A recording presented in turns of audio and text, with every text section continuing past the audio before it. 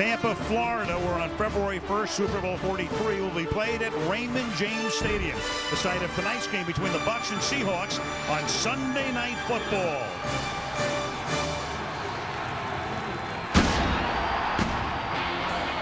Sunday night, baby! Seahawks, Bucs. Got it. She's on her way. Night is the night! You feel it, baby? There's no time like prime time! It's showtime.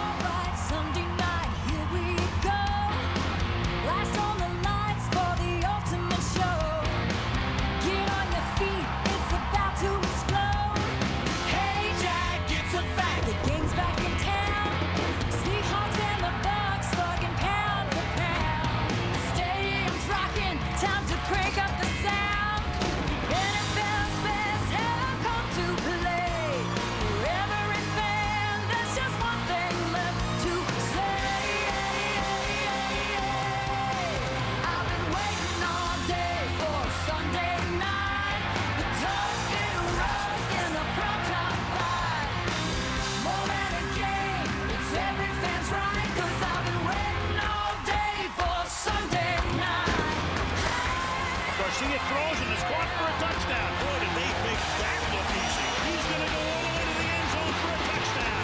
Sunday night football on NBC, the only game that you have to see. Players are ready, set the big boys free, 'cause the NFL runs on NBC.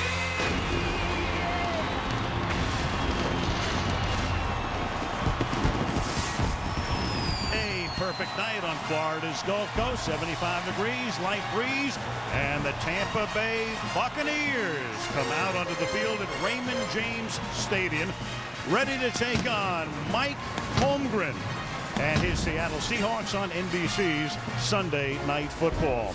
I'm Al Michaels. Welcome to Tampa. The Bucs are feeling pretty good about themselves these days. They come off a resounding win last week against Carolina, one of their NFC South rivals. Final score was 27-3. They come in with a mark of 4-2. This is a team that has been to the playoffs in 2 of the last 3 seasons, and right now they think they've got a very good shot to make that 3 out of 4.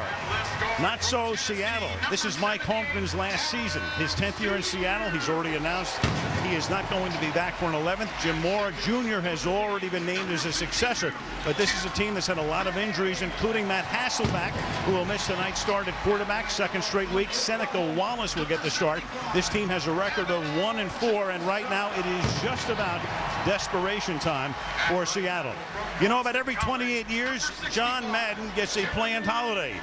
This is that weekend. John is resting at home. We'll see him in a couple of weeks. So out of the Football Night studio comes the old Gator himself, Chris Collinsworth. Chris, welcome. And John wants me to tell you he's left you the telestrator, 3 booms, 1 doink, and everything else is premium service. Welcome. Well, here's 1 boom right at you, John. I hope you're having a great weekend out there.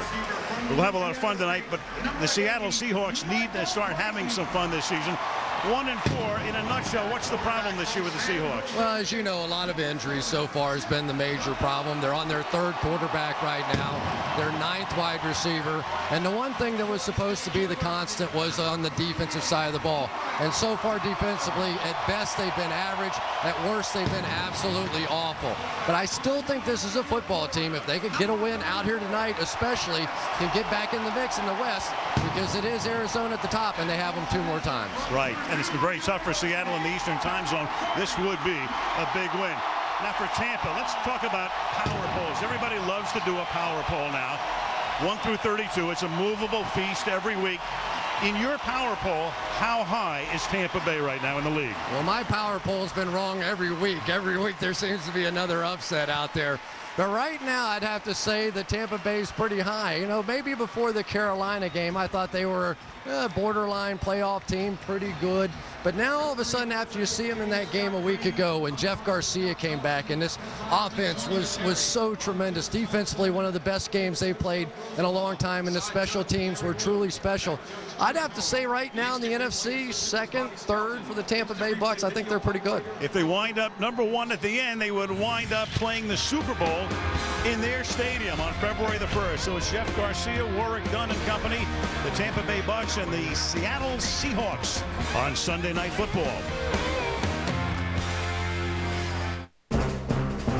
Sunday Night Football is brought to you by the GMC Sierra, the official vehicle of the NFL. And by Geico, 15 minutes could save you 15% on car insurance. Spanish audio provided by Telemundo. Tonight's telecast is presented in high definition by Turbo HD by Dish Network, the only 100% HD service. Have work to do? You need a truck. Step up to the best. It's GMC Truck Month. Check out the Sierra 1500 with better available V8 fuel economy than Toyota Tundra. It's time to go to work. It's GMC Truck Month. Get $5,000 cash back on GMC Sierra.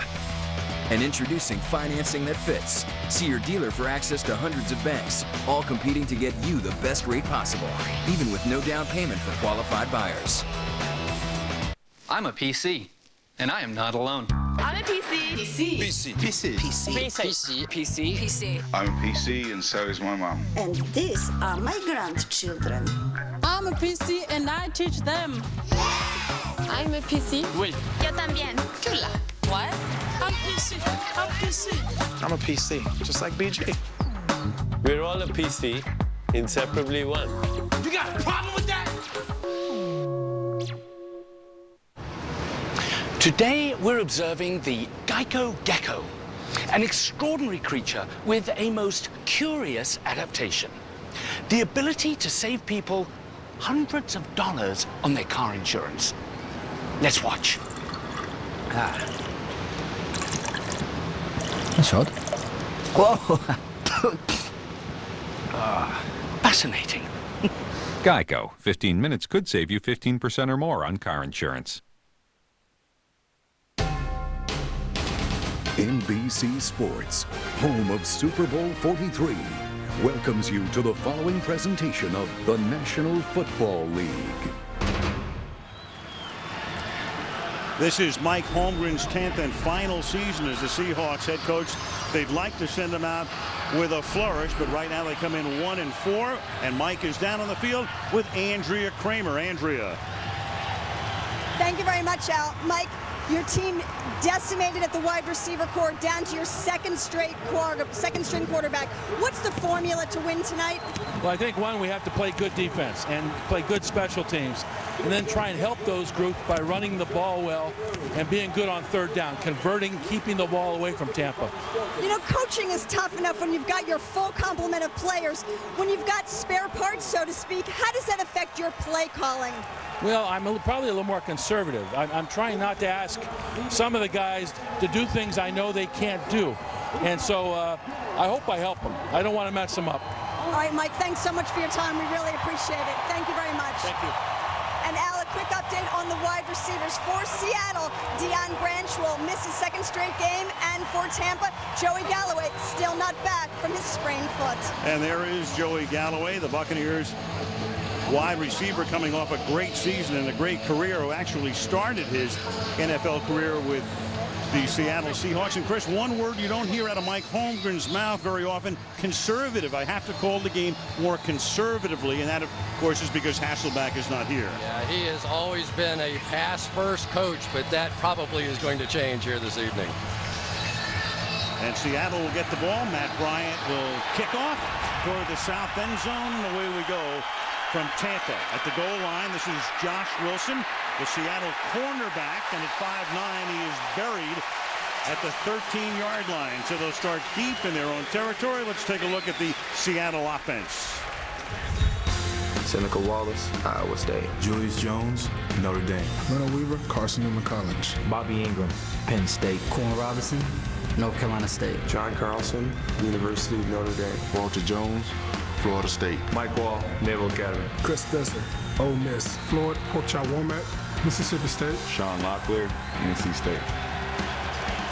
So you saw Wallace starting. Julius Jones is the former Cowboy. Sean Alexander was released and signed last week with the Washington Redskins, and they'll go to the air on first down off the play fake. And the pass is caught by the good-looking rookie tight end John Carlson, second-round pick out of Notre Dame, who is their leading receiver. Seneca Wallace, as we know, Chris, only 5'11", played his college ball at Iowa State, loves to get out of the pocket, and he can beat you with his legs as well as his arm. But some question about him tonight because of the calf injury. Really didn't know until Friday's practice if he'd be able to go, but he's in there, but we'll certainly keep an eye on him. Last week, Charlie Fry got the start. Fry is the backup tonight. Wallace to the air, and that pass is incomplete, intended for Bobby Ingram as we take a look at the Bucs defense. Kevin Carter, the University of Florida. Chris Olvan, Boston College. Javon Hay, Peabody College, by the way, of Vanderbilt University. Gaines Allen, Clemson University. Cato June, Michigan. Bear Reed, Nebraska. Derek Brooks, Florida State University. Philip Buchanan, University of Miami. Jermaine Phillips, University of Georgia. Tanar Jackson, Syracuse. Rondé Barber, University of Virginia. Yes, sir. Brooks and Barber still very much at the tops of their games. And on third down, the pass is complete to Kerry Colbert, their number 4 receiver. So Holmgren says, I'll come out. I have to be a little bit more conservative tonight, and starts with 3 passes. Yeah, but, you know, Mike, if you think you know what he's going to do just the opposite. But I think this is a good sign for Seneca Wallace. Everybody knows him as the scrambler, and maybe because of the calf injury, he's going to have to sit in that pocket a little bit more tonight and make throws. It's a good start. And he's throwing high percentage passes. It's a team with a good running game, and we'll take our first look at that tonight as Jones carries the ball up to the 28-yard line. They picked up Jones from Dallas. He didn't like sharing time with Marion Barber, so he was a free agent. Took a look at Detroit, took a look at a couple of other teams, and then looked at Seattle and liked what he saw. And right now they are 5th in the league in rushing yards per game. Yeah, he said in Dallas for 2 years he was the man, and for 2 years for some reason he wasn't the man, and he was angry getting out of there. He was anxious to leave. He went from the man to half a man. Yeah. 2nd down and 8 from the 28-yard line. Jones again behind the fullback Weaver, and he stopped after a gain of 2. Jermaine Phillips, the safety, number 23, came up to blow up the play, and it's 3rd down and 6. You know, for so long, John Lynch has been the safety coming down in the box and making tackles in the backfield. Number 23, Jermaine Phillips, coming off the edge here, is going to chase this play all the way across the backfield and make it literally for no gain. And this is the kind of safety play they get. They're willing to take chances with these guys coming up, and he certainly fits right in this safety mold here in Tampa Bay. 3rd down and 6 on the game's opening drive.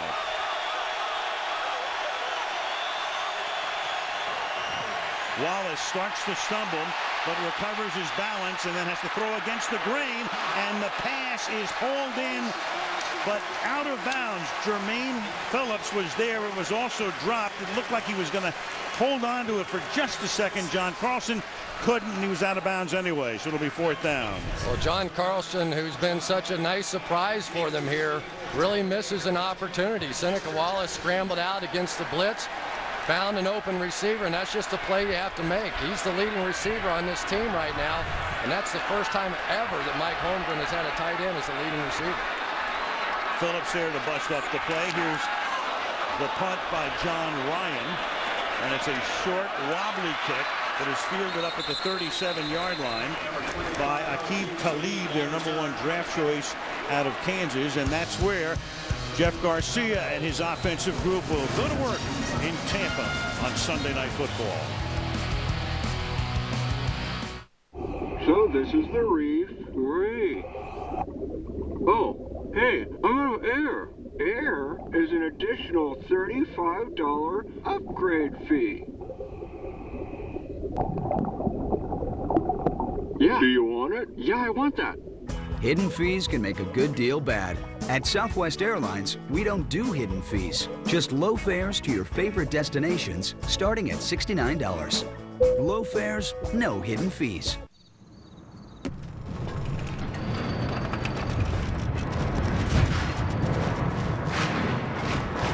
is it, folks. It's all coming down to a kick. A 30-yard field goal attempt to try to win it. Ball down, kick on the way. It is good. It's good. It's good. And that's it. Live from your pocket, it's the NFL. Get the new NFL Mobile Live free with any data plan. Only from Sprint. Only on the Now Network.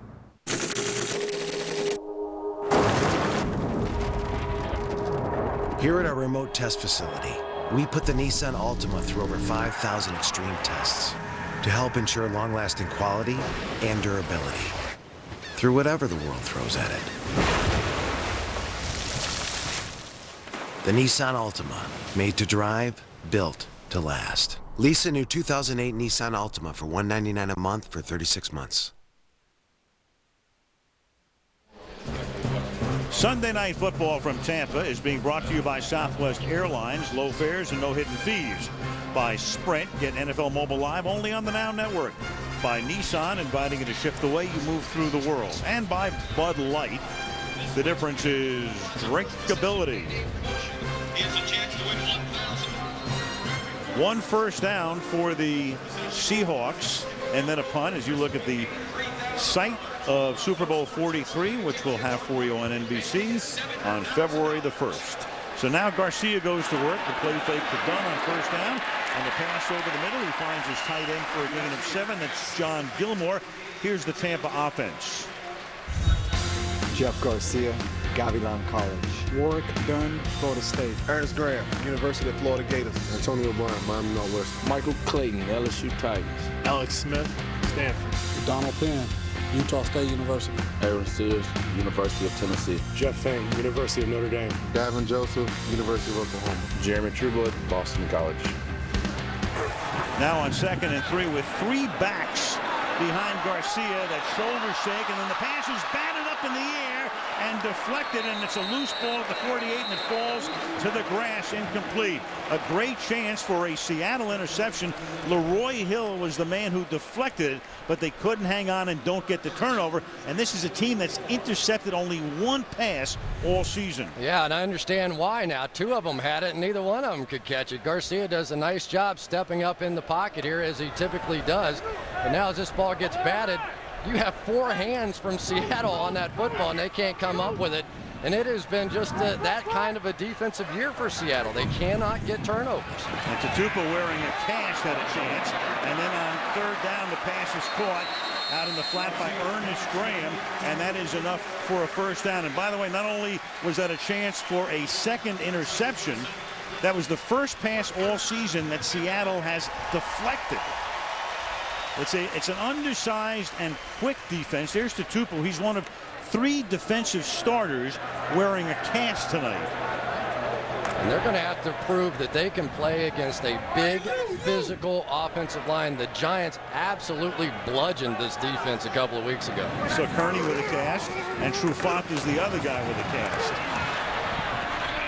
This is Warwick Dunn getting across the 50 to the 49. Let's take a look at the Hawks defense. Patrick Kearney, University of Virginia. Brandon Mebane, California, Berkeley. Rocky Bernard, Texas A&M. Daryl Tapp, Virginia Tech. Leroy Hill, Clemson. Loaf Tatupu, USC. Julian Peterson, Michigan State. Marcus Trufant, Washington State. Deion Grant, University of Tennessee. Brian Russell, San Diego State. Josh Wilson, 30 Terps. And Tampa Bay going without a huddle and doing a lot of motion and a lot of shifting. And this is Warwick Dunn carrying the ball to the 47-yard line. It'll be 3rd down and 7. We talked a little bit about this Seattle defense, and this is a team, they want to defensively be in the conversation with the top defenses in the NFL. You know, the Ravens, the Titans, some of those guys. But if they're truly to be that, they have to be able to take over this football team. They're without their quarterbacks, they're without their wide receivers, and if they want to be in that conversation, this is the kind of game they have to step up. And as you can see, they're allowing 30 points a game, as contrasted with the 18 from last season. Now on 3rd and 7, Garcia will throw, and it will be caught with a flag thrown by Antonio Bryant for a momentary touchdown. But let's see about the call, because there was pushing and shoving with Bryant trying to get free, and we'll see who the call is against. Scott Green is the referee. For the moment, it's a 47-yard would-be touchdown. Is it offense or defense? So that's the question. The foul is there's no foul on the play. The flag is being picked up. Touchdown. Incidental contact. or feet entanglement is what they're calling. Have another look here. Jeff Garcia caught Kelly Jennings in man coverage. Jennings has been benched the last couple of weeks. And this is what's been happening to Seattle. At the point where the ball comes down, they are simply not making plays. There's no pass interference there. That was a great read by Garcia to see the single coverage on the outside, get it to his big play receiver. And there you go, Jeff Garcia again, as he did last week, coming up with big plays early. And Seattle giving up a lot of big plays this season. Matt Bryant now for the extra point. Josh Bidwell to hold, and the Bucs convert a third down for a first, and then on another third down, it's Bryant getting down the sideline, beating Jennings to give Tampa Bay an early 7-0 lead against Seattle. I'm gonna grab a light beer. You want one? Nah, beer fills me up. Hang on. Fills you up? Really? 2 hours of shoving pizza in your pie hole? Fills you up. Face full of dough and an armful of rocks. Fill you up. Polish sausage, Italian beef, Swedish meatballs, and the rest of the world tour here fills you up. But I'll tell you what doesn't fill you up. Bud Light. Because it has drinkability. A just right taste that won't fill you up. Bud Light. The difference is drinkability. He was the #1 draft pick. He's a slam dunk champion. He has 30% more lung capacity, the reflexes of a puma. And yes, Dwight Howard's got mad skills, but you've got French fries. Monopoly at McDonald's is back and serving up a shot at $100,000 every day. So you have exactly the same chance to win as anyone else. Period. Hey, I think you're getting in his head a little bit. It's anybody's game to win. Introducing the all-new Nissan Maxima. It has an award-winning 290 horsepower V6 engine, an intelligent CVT transmission, and a masterfully crafted interior designed around the driver.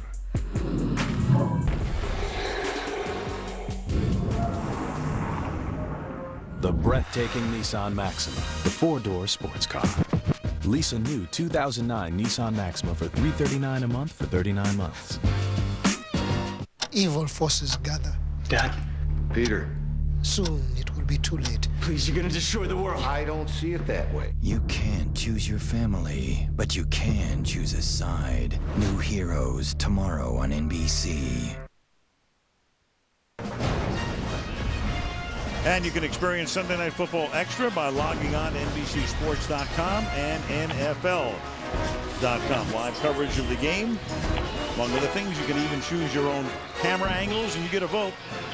Horse Trailer Player of the Game. Chris, you're going to get a vote tonight as well, and John's already cast an absentee ballot. He did, indeed. Yeah. 7-0, Tampa Bay on top. Short kick, 7-yard line. Josh Wilson to run it back. Wilson up past the 30. And he stopped at the 33-yard line, and back we go to the touchdown. Well, Seattle's defense trying to bring some pressure. Deion Grant's going to come up right here, but watch all 185 pounds of work done. Come and meet him in the hole. No safety in the middle of the field because of this blitz. This is an all-out blitz. The two backs pick up the blitzers, and it's just simply one-on-one on the outside. And even without Galloway, the Bucs come up with a big one. Warrick Dunn started his career, had some stellar seasons here. Then he went to Atlanta for 6 years. And now back again with the Bucs at the age of 33. 33-yard line, the starting point for this drive. Here goes Jones swinging to the outside. And Jones with some tough running takes the ball for a gain of about 8 up to the 41. It'll be 2nd down and 2. One of the great matchups in this game is Walter Jones against Gaines Adam on the outside. I think Walter Jones is probably the premier tackle in the game, and Gaines Adam, one of the fastest defensive ends in football, and yet Walter Jones able to get him hooked on that play. You put on the tape of Walter Jones, play after play, game after game, just simply one of the best. Jones in his 12th year, perennial Pro Bowler. Adams, probably an up-and-comer, was their #1 pick out of Clemson last year. And on 2nd and short, Jones is going to get stopped, and that's Rondé Barber coming up. So Tiki is gone. Tiki's in the studio, but Rondé just keeps on plugging now in his 12th season. Whether it's sacks, whether it's interceptions, this guy just simply finds a way to get it done. He's going to come right off the edge here. And again, for the second time already in this ball game, we've seen a defensive back making a tackle in the backfield. That's Monty Kiffin. He is going to bring pressure, and he's going to do it with veteran players who know exactly what they're doing out there. They do not make mistakes. When you watch this defense play, they never leave a big gaping hole in the defense. They know what they're doing. They're disciplined. They play it great. Tampa Bay for years has been about defense, and mainly because of that man. Now Wallace under pressure will get it away, but under duress intended for Ingram. The pass is incomplete, and the pass rush did Wallace in on that one, and they're forced to punt again. One of the problems you have when you try and block a tight end on a pass rusher like Gaines Adams, you better know what you're doing, and Walter Jones is one thing, but you're not going to see very many tight ends, and especially John Carlson, come up with that block. And Jermaine Phillips was blitzing as well, forcing Wallace to get rid of it. Dexter Jackson is back to receive the kick off the foot of Ryan. And this one's a beauty. It may be too good, though, and it is, as it bounds into the end zone. So, as you look at Walter Jones, Garcia and company to work from the 20-yard line. 7-0 Tampa Bay. So, how's my day look? Well, 9:30 to 1, you send funny pics to your wife. From 1 to 1:15, texting your son throughout recess. 1:15 to 3, exchanging flicks with your daughter. 3 to 4, texting aimlessly to everyone. And at 4, a budget meeting.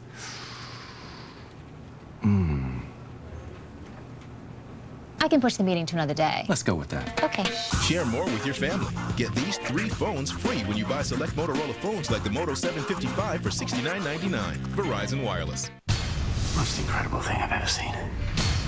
If I can control it, I can use it. Come on. The Incredible Hulk. Own the 3-disc special edition for a limited time Tuesday. If you like flavor, get ready for 360 degrees of it. Introducing Wendy's new Flavor Dip Chicken Sandwiches. Dipped in barbecue or buffalo sauce for all-over flavor in every single bite. It's way better than fast food. It's Wendy's.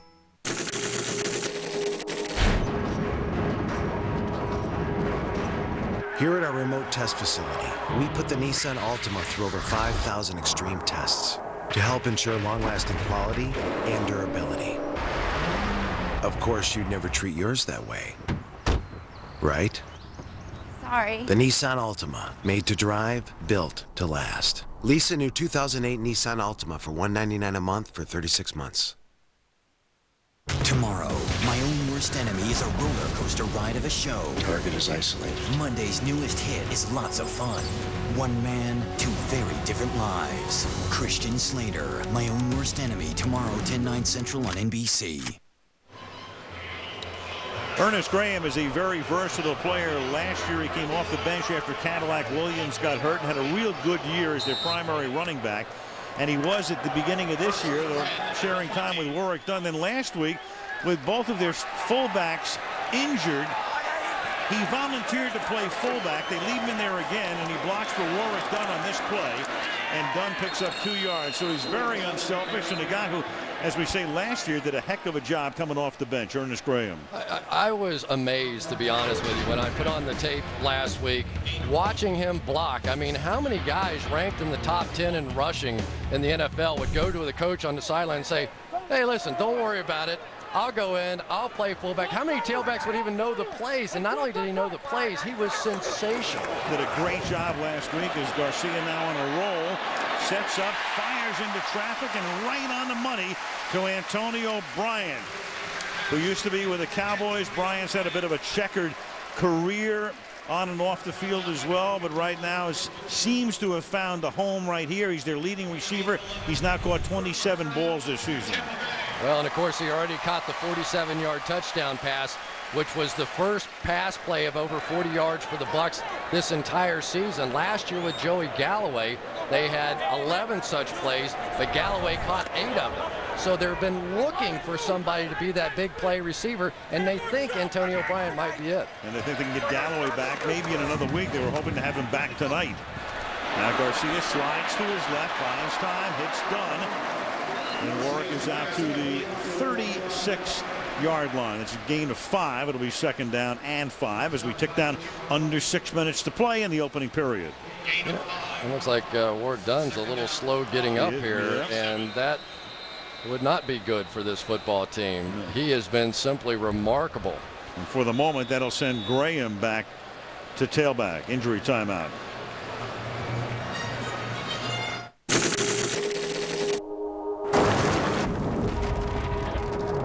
Here at our remote test facility, we put the Nissan Altima through over 5,000 extreme tests to help ensure long-lasting quality and durability through whatever the world throws at it.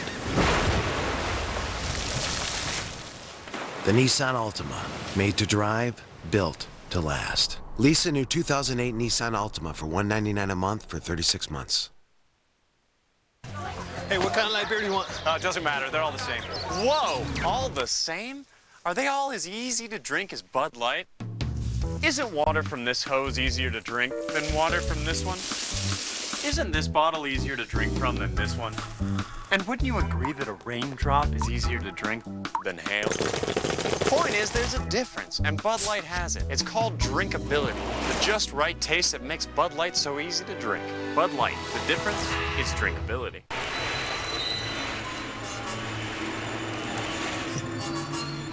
They're here.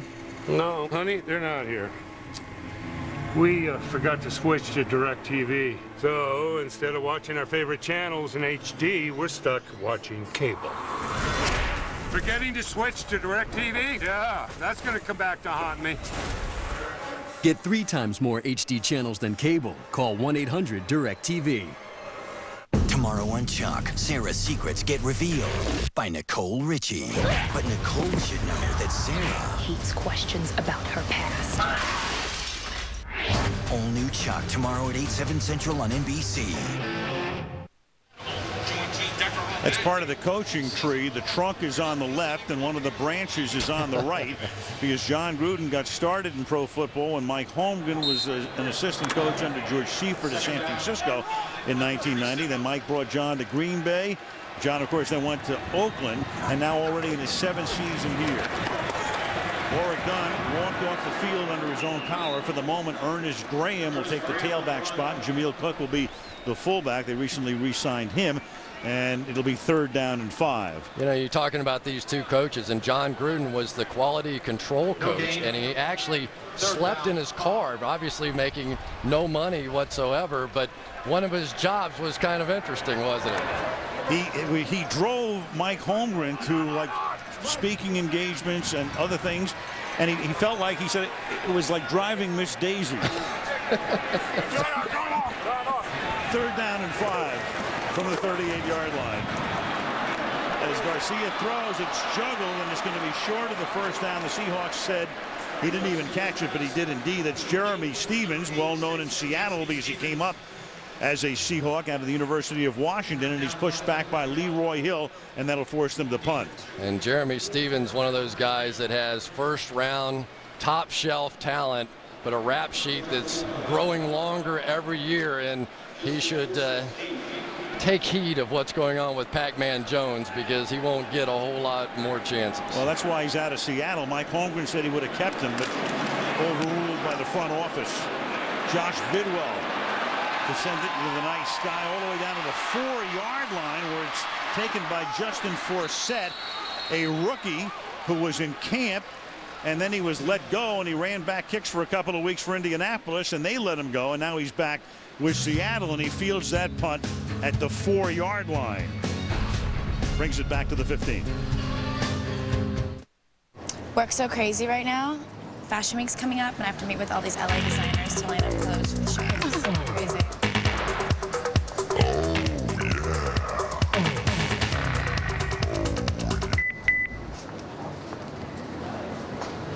What? What? Reflect your style. Get the new ultra sleek LG Shine. It's this season's hottest accessory, designed to move you fashion forward. Get our exclusive LG Shine for only $49.99 and get one free, only from AT&T. He was the #1 draft pick. He's a slam dunk champion. He has 30% more lung capacity, the reflexes of a puma. And yes, Dwight Howard's got mad skills. But you've got French fries.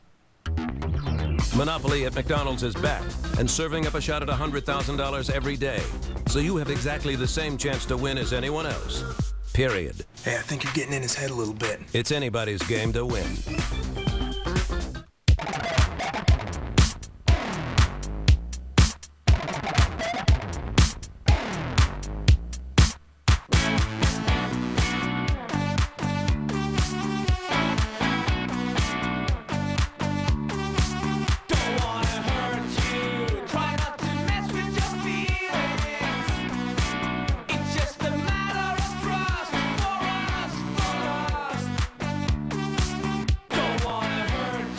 This Wednesday, a double agent from MI6.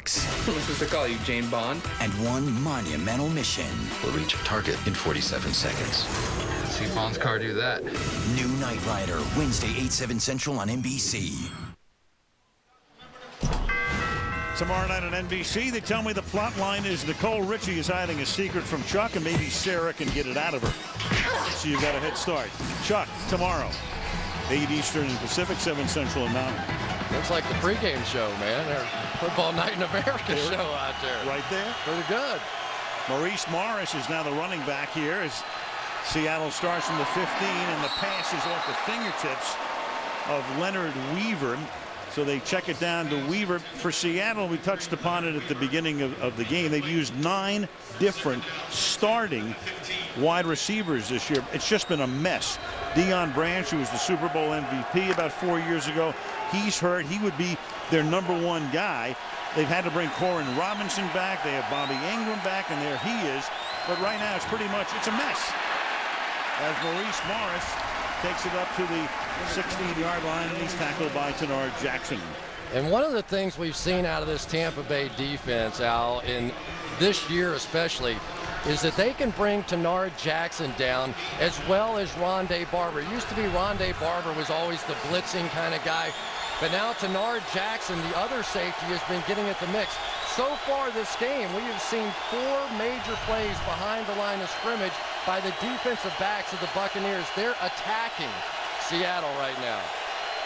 There's a look at Jackson and Barber. Somebody figures to come here on a passing situation, 3rd and 9. And around the edge, that is tipped, but not by a defensive back. That's Gaines Adams, and we talked about him coming around the edge. A #1 pick out of Clemson last year to deflect it and create a 4th and 9. And one of the things they do is they get Gaines Adams on the other side of the field away from Walter Jones when it gets to be a 3rd down situation, and he is going to be a nightmare over there for Sean Locklear, who has not played very well the last couple of weeks. We will see Ray Willis play in that position before the night's up. John Ryan to kick to the rookie Dexter Jackson.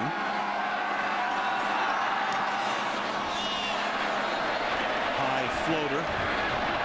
Jackson fields at the 44 and gets buried immediately. Very good coverage on the play of that time. Racing down the field was Lance Laurie. Tampa has the ball and a 7-0 lead. This is my family. This is their new HD TV. That doesn't look like HD. I don't think it's hooked up right. And this is me. Ah, yeah.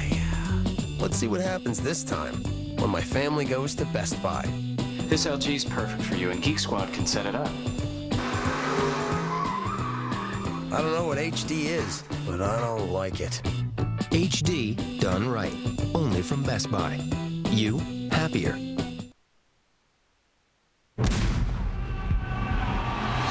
It's coming. A November to remember. The best rivalries. Beat a division opponent. Playoff intensity. Vinatieri's kick is no good. November blockbusters.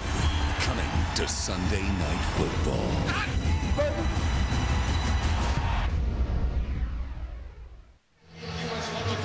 And that's when we'll be back in the month of November. Our bye week is next week, but in Indianapolis 2 weeks from tonight. Some great matchups coming up in the month of November.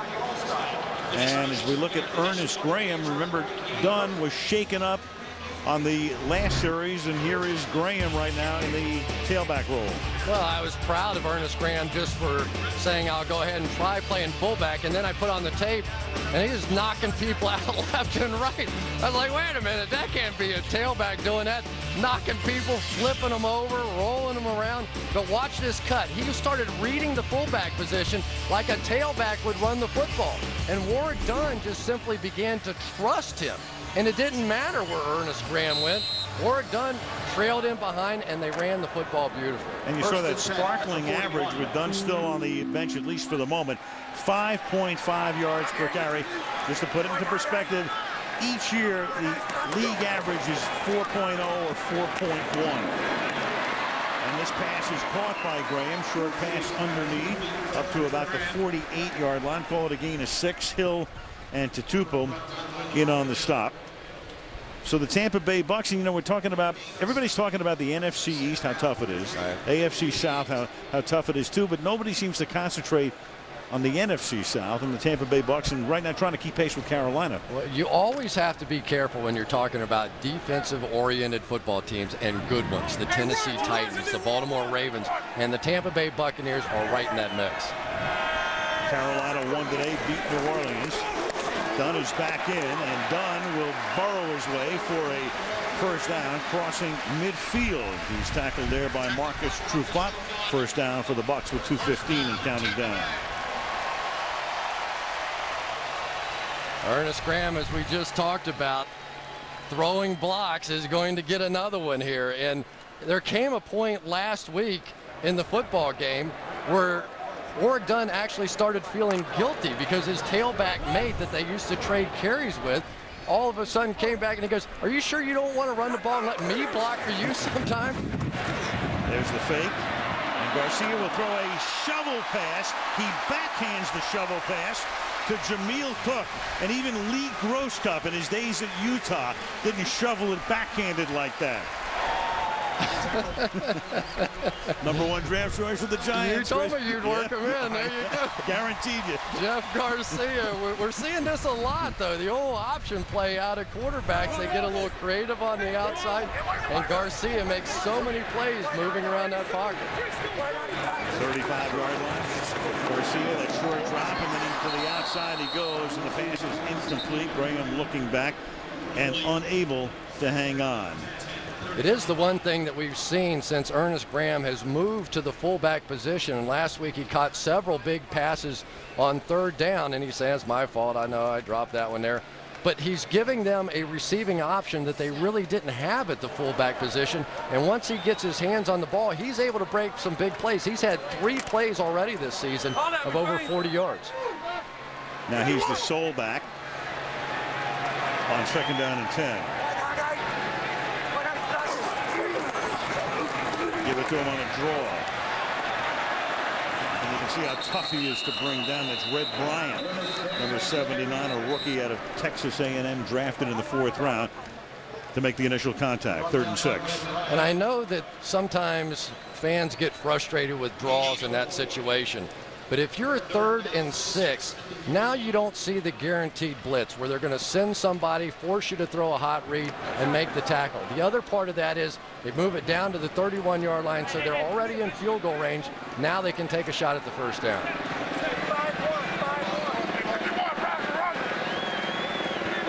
4-man line.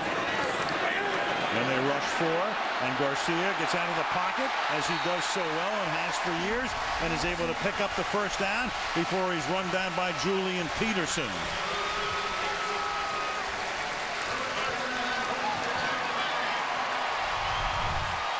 One of the problems with Jeff Garcia is you have to contain him. You have to come up the field, and then when you try to bring those stunts down inside, that time Julian Peterson came on the stud inside, because so many times Garcia is known for stepping up in that pocket. So if you're going to sack him, you have to hit him at about 5 yards deep. That time they lost contain, and he picked it up himself. That'll do it for the first quarter in Tampa Bay, where the Buccaneers lead the Seattle Seahawks 7-0 in NBC Sunday Night Football. Will continue after these messages.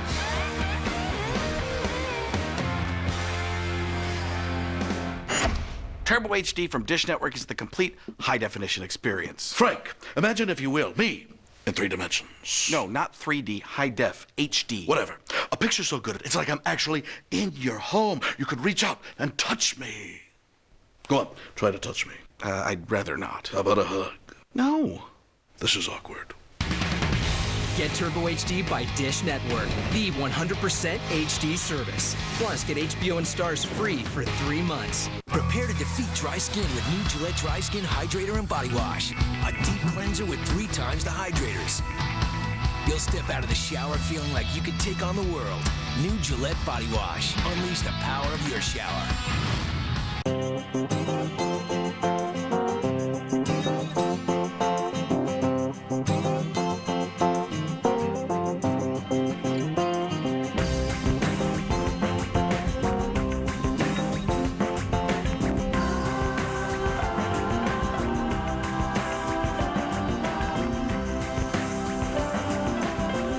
Connect to everything you love in life with BlackBerry.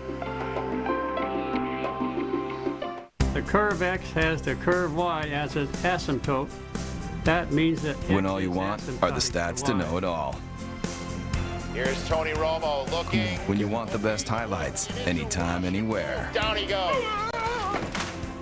Parker breaks past. When all you want is double coverage. And Willie Parker is piling up the yardage.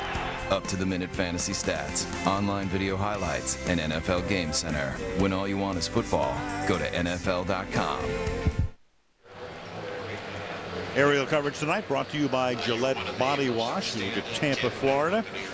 Al Michaels with Chris Collinsworth and Andrea Kramer tonight. And when we come back here on the 1st of February for the Super Bowl, Chris, you'll be along with Bob Costas and our cast of thousands on the pregame and wraparound shows right there. And if you need something to drink, if you get a little thirsty on about a 3.5-hour pregame show, we're going to hang out down there a little bit too. This is really a fun place to watch a ball game.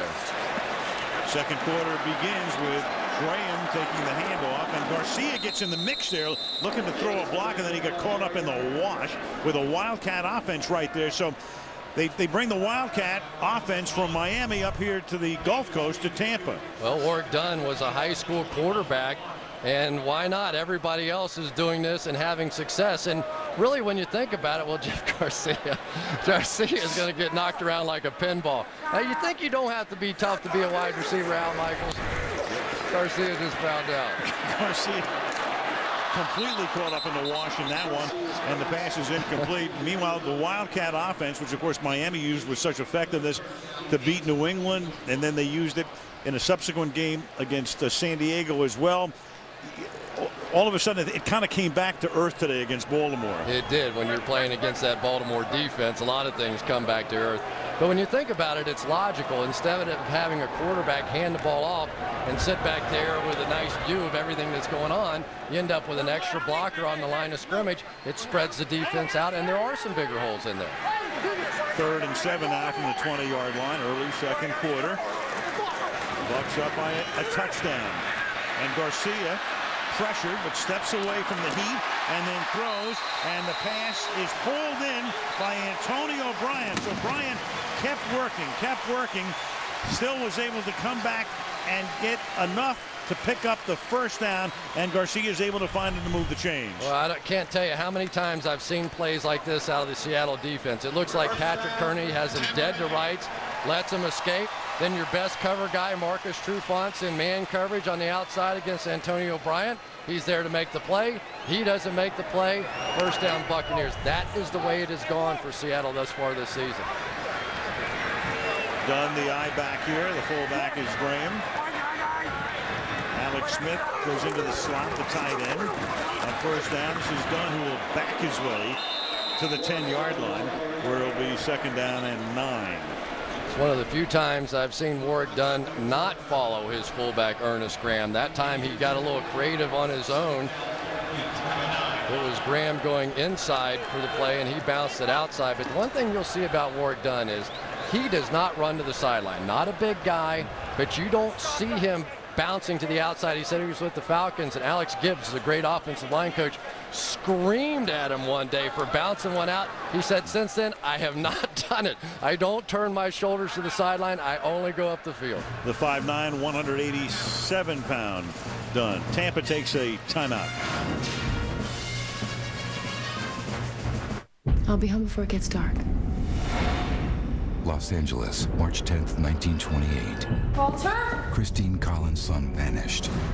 5 months later, the police told her son had been found alive. That's not my son. It's not Walter as you remember him.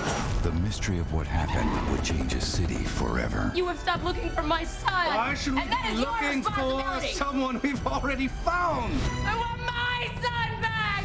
Changeling, rated R. What's this? The new BlackBerry? You've seen BlackBerries before. It's no big deal. Maybe one quick peek, just to see what all the fuss is about. Whoa. For the price of lunch in a bag, how about a real lunch? Applebee's Pick and Pair lunch combos starting at $5.99. Over 75 combinations of soup, salad, sandwiches, and pasta. Applebee's Pick and Pair lunch combos. The best deal in the neighborhood. Saved by Zero. Now, for a limited time only, you can get amazing 0 APR financing on your favorite Toyota. Saved by Zero. That's 0% financing on 11 different models featuring Toyota's legendary quality. No other car brand can make this offer. So hurry in now and see how much 0 can save you on a new Toyota. Saved by Zero. Saved by Zero. He's now on 3rd and 7. Garcia will fall, and it will be caught by Antonio Bryant for a touchdown. This is Sunday night. That's the only score of the game, and it came on a play in which a flag was thrown. They weren't sure whether it was offense or defense, and it turned out that they picked the flag up. There was no foul. Meanwhile, 10 plays, 51 yards on this drive. Tampa Bay just took a timeout at 2nd down and 7 now. 2nd and 8 of the 9. Out of the shotgun. Garcia. And that is caught over the middle, and then the ball is loose, but it's whistled dead. Ike Hilliard made the catch, and he is flat out at the 5-yard line. He took a shot. The ball came out. The whistle blew. And right now, Ike Hilliard not moving down on the 5-yard line. Ooh. Leroy Hill got him from the front, number 56, and Tatupa was the coverage man from the back. And I certainly want to say that, number one, let's talk about Ike Hilliard, but that also could end up being a fumble on this play because that ball was coming out on contact. Now, they can't allow the touchdown for running it back, but they could give the Seahawks the football right there. Right now, but all they're thinking about right now is Ike Hilliard because they've already driven the card out for Ike Hilliard. Ladies and gentlemen, flight 152 is now boarding to Honolulu. Check, check, check. Business class. Board it, man. Safety check. This in here, and we're out of here. All right, let's get the show on the road, boys. Buckle up, dudes. Close it up. I'm tracking the luggage guys on screen. Loading. Lights. Stage. Roger, you are cleared for takeoff. Let's rock. Get work done now. Communicate in less than a second with rugged Nextel Direct Connect phones. Only on the Now Network. With so many ways to win playing Monopoly at McDonald's, Free fries? me and my crew had to get pretty creative with our celebration moves. Oh! $1,000 Foot Locker shopping spree. You can't win if you don't play, but you can lose if you do. I got an instant 100 grand, baby! Get the chance to win 100 grand daily, plus every game piece could get you free food or up to 25% off your Foot Locker purchase with guaranteed bonus game pieces. She knows what I'm talking about. Yeah. How you celebrate? This ain't gonna be easy. Not as easy as it used to be. Bring home the #1 DVD in America. You know what? Now at an unbelievably low price. Reverse. Reverse. Indiana Jones and the Kingdom of the Crystal Skull. Own it on DVD and Blu-ray today. It's been a fine Sunday. You did a whole lot of yard work. Then you came in for a bowl of Campbell's chunky soup. Chicken noodle. Nothing like lean meat protein after 2 hours of mowing. Fill up on the good stuff. Tomorrow, the most powerful hero meets the most powerful villain. Dad. Peter. You can't choose your family, but you can choose a side. Heroes tomorrow on NBC. So Ike Hilliard is still down. He got caught in a vice between Leroy Hill from the front, Lofa Tatupu from the back, and it was very evident because the first couple of players who were right there immediately signaled for the medical staff to come out. We'll take a look at the play. We'll deal with this. They'll deal with this after Ike Hilliard is removed from the field, but we have a feeling that Mike Holmgren is going to challenge this. It's going to probably be a fumble and a recovery. And as Chris said, you can't run it back because the whistle had blown, but you could win the challenge and get possession of the football. And Ike Hilliard, one of the truly popular veteran players on this football team, and that's great news when they bring out that cart and you don't have to put them on the board. At least let's be thankful for that. And Mike Holmgren in an uncomfortable situation, as are we, with challenge flag in hand, but that's part of the game too. You know, you think back to a decade ago, it was 1997. Ike Hilliard was with the Giants, and he wound up with, he had neck fusion surgery 11 years ago. So this is a fantastic sight. I mean, who would have thought you'd see this 60 seconds ago? Mike Holmgren will now throw the challenge flag, and it's real simple. If he had possession and lost it before he was down, then it's going to wind up going back to Seattle on the turnover. If it's incomplete, if he never has control of it, then that will be the call, incomplete pass. But Seattle is challenging the ruling on the field that the runner was down by contact.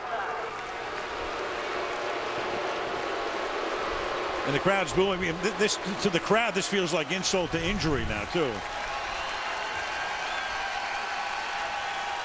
He has possession. Now the ball starts to come out before his knee is down. I think Holmgren wins the challenge.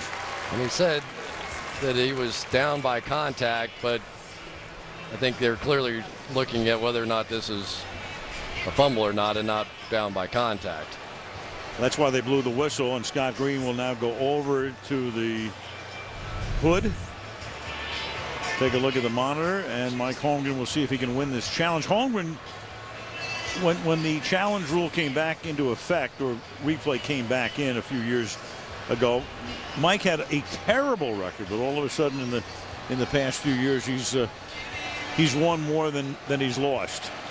And he's had a few issues with officials over the years. You think back to the Super Bowl, and he was not even a little bit happy about that one.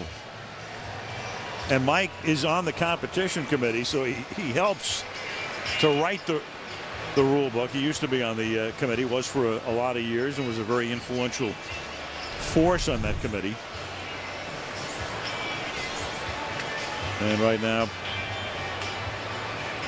and what a strange situation, though, that he's in, huh? Have a coach, and he's already announced that he won't be back next year, and Jim Mora is going to be the successor, and the coaches on the staff, John Marshall, the defensive coordinator, for example, who is really Jim Mora's boss, is waiting to hear at the end of the season from Jim Mora whether he'll have his job back. And it's a strange situation. Then on top of it, to get off to the poor start, to have all the injuries, and it's just uncomfortable for everybody. There's the defensive coordinator, John Marshall, whose future, along with the rest of the assistant coaches, would be somewhat in question at this point. John goes back to the San Francisco years with Mike Holmgren. With the younger Mora, and we'll get to him in a second. Here's Scott Green.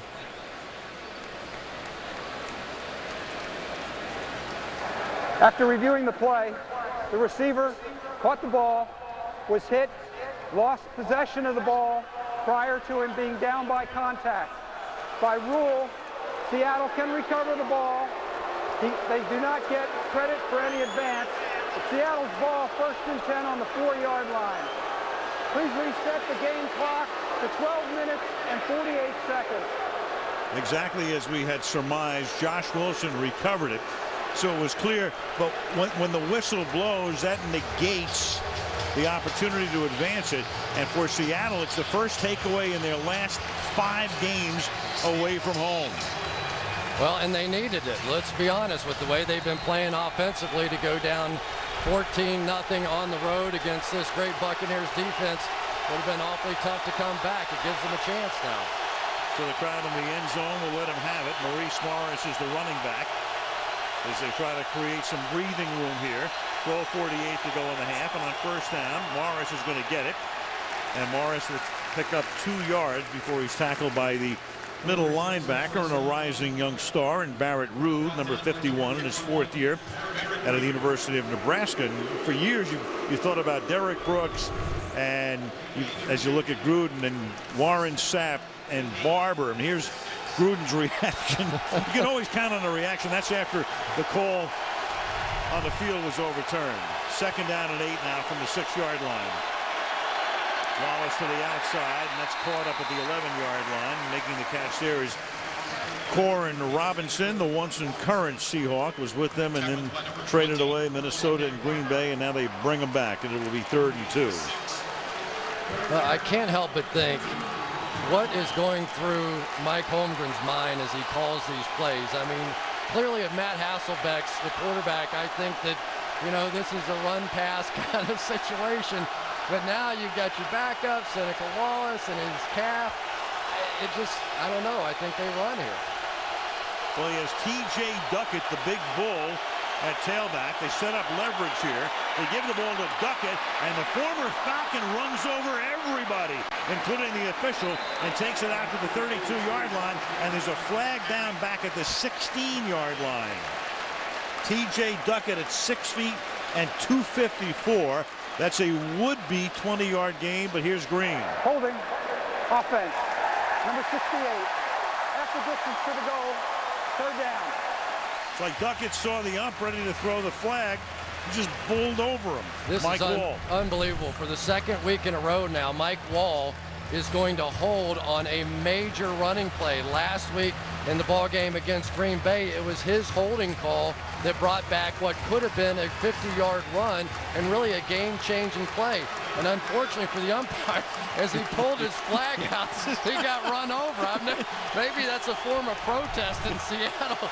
You pull out the flag, but that really may have been a really long run on the play, if not for the fact that he hit the umpire. The umpire is Scott Dawson. Duckett saw that flag, and he says, I'll tell you what you can do with that flag. 3rd and 8 from the 6.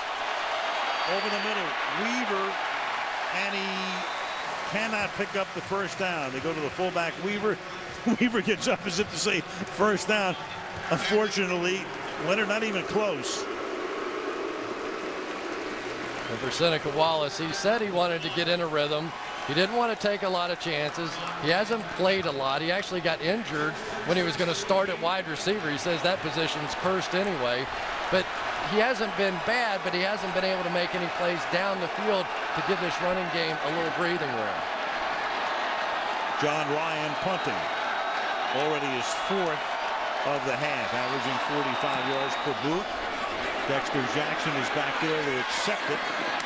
Good angle kick, fielded at the 37-yard line, and then he's taken down.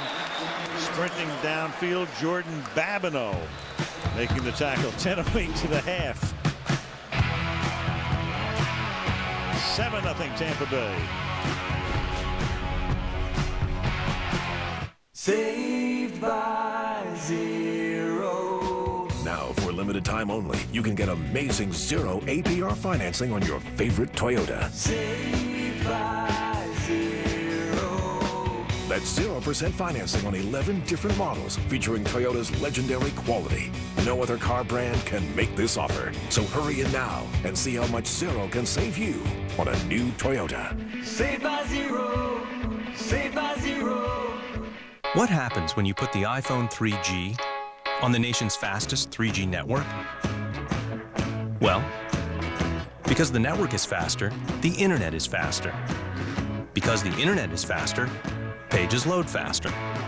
Because pages load faster, you don't have to wait to place that winning bid on eBay. The iPhone 3G. On AT&T, the nation's fastest 3G network. Sears wants to see how folks are upgrading to the ultimate football experience. And Bill here says he's got a killer idea. That's what I'm talking about. It's just a prototype, Mark, but it puts me right in the action. Pretty awesome, huh? Upgrade to the ultimate football experience with top brand HD TVs from Sears. Daddy, I can see the people now. Right now, get no interest for 2 years or save 10% instantly on all HD TVs 40 inches and larger. Plus, find more ultimate deals at Sears.com/football. Fall forward, only at Sears. If you're 30 Rock and win the Best Comedy Emmy 2 years in a row, some famous folks show up. People with names like Jennifer, Steve, and Oprah. Please stay close. The new season of 30 Rock begins October 30th on NBC. Lofa Tatupu, already wearing a cast on his right wrist, was involved in that play with Ike Hilliard. Unfortunately, Hilliard able to get up and walk to the cart. And the report on Hilliard is that he has a concussion on Hilliard. And actually the report now on Tatupu is a concussion, and that's why he's on the bench. And this is Garcia throwing, and it's caught by Alex Smith, the tight end, close to a first down. D.D. Lewis comes in to play middle linebacker, number 58. Well, Lofa Tatupu is going to get hit first. Ike Hilliard gets it, and then Hilliard's helmet goes into Lofa Tatupu, and you can see him crumble as well. That's a 2-for-1 shot right there, and right now they're asking him a lot of questions, and apparently Lofa isn't coming up with the right answers. Meanwhile, we're waiting for Hilliard. He does not have a concussion, we're being told, but we're still waiting for the update on his condition. Here's Warwick Dunn now picking up a first down on the 2nd and 1 as he gains 3. Tackled by Trufant, and the Buccaneers with the ball in Seattle territory. And it has been a tough year for Seattle defensively, and Lofa Tatupu, they actually have put that cast on his hand, but he's really struggling trying to make the tackles. You know, all these guys out here, we're seeing Marcus Trufant with the cast and Patrick Kearney with the cast, and they will admit to you that they just cannot grab and pull and do the things that defensive players are allowed to do with their hands because of those casts. Those are probably their 3 best players. From the 47, that play fake buys a ton of time, and then the pass is caught by Jeremy Stevens, and the ex-Seahawk takes it to the 16-yard line. Garcia to Jeremy Stevens, a one-time #1 pick of Seattle for 34 yards. This is just a remarkable throw by Jeff Garcia.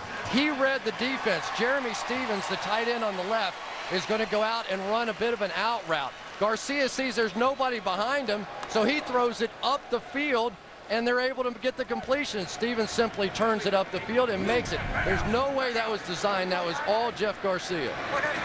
Officially 31 yards. He beats Julian Peterson.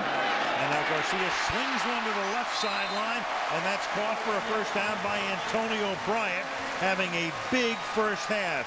He's already scored on a 47-yard touchdown reception, and Antonio Bryant came into the game as their leading receiver, has caught 4 tonight for 82. And Antonio Bryant working once again against the best the Seahawks have to offer. Marcus Trufant, who really did not play very well last week, got beat by Greg Jennings for a big touchdown that turned that game around.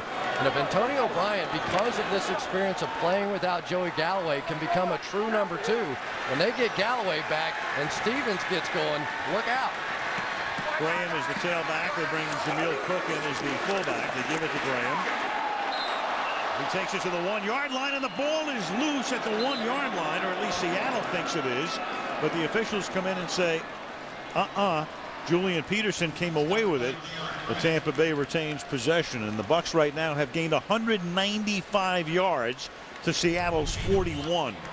Well, here's a play that I don't like that we see a lot in the NFL. Guys trying to reach the ball out around the goal line. Now, we see them get it across occasionally. And let's make sure the elbow, the knee, the elbow is down, so there's no fumble. But you're taking such a huge risk on first down when you're going to be that close anyway. Why do it? 2nd and goal. They give it to the fullback. They give it to the up back this time. And in for a touchdown. And it's Graham who was the tailback on the first play behind Cook. Goes to the fullback spot. And no matter where he runs, he's going to get his touchdown. No question, the biggest improvement on this Bucs team is the offensive line. Davin Joseph right here is just going to simply clear the lane. You get the big guy to knock him out of the hole. That's an easy touchdown. Davin Joseph, Aaron Sears, Jeremy Trueblood. The oldest guy on this offensive line is Jeff Fain at age 27. For years, they did not have good offensive lines here. Now, not only are they good, they are young. Ryan for the extra point. Bidwell puts it down. And the Tampa Bay Buccaneers take a 14-0 lead with 6.5 minutes remaining in the opening half at Raymond James Stadium in Tampa.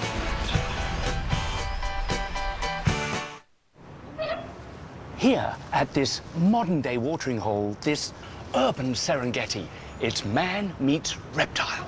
So, Lucy, what are you doing?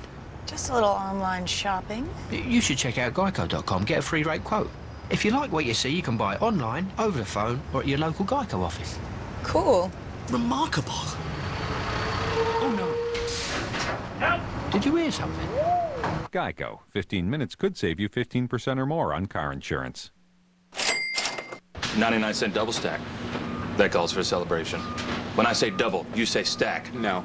The fresh, never-frozen double-stack cheeseburger, one of 3 way better sandwiches for 99 cents each every day. It's way better than fast food. It's Wendy's. 2 losers. You have to log 150 hours of community service. 2 loners. Good to meet you. I don't want to take my pants off. What? And 150 hours to figure it out. Damn it, Ronnie. I'm black. You think I did it? I will hit a child. Just dance, Ben Affleck. Role models. Rated R. Hello, I'm a PC. And I've been made into a stereotype. I'm a PC and I wear a suit. I'm a PC and I wear a suit. I wore an airtight suit. And I don't wear a suit. And I don't wear tweed. I'm a PC and I don't like tweed. I'm a PC and I wear headbands.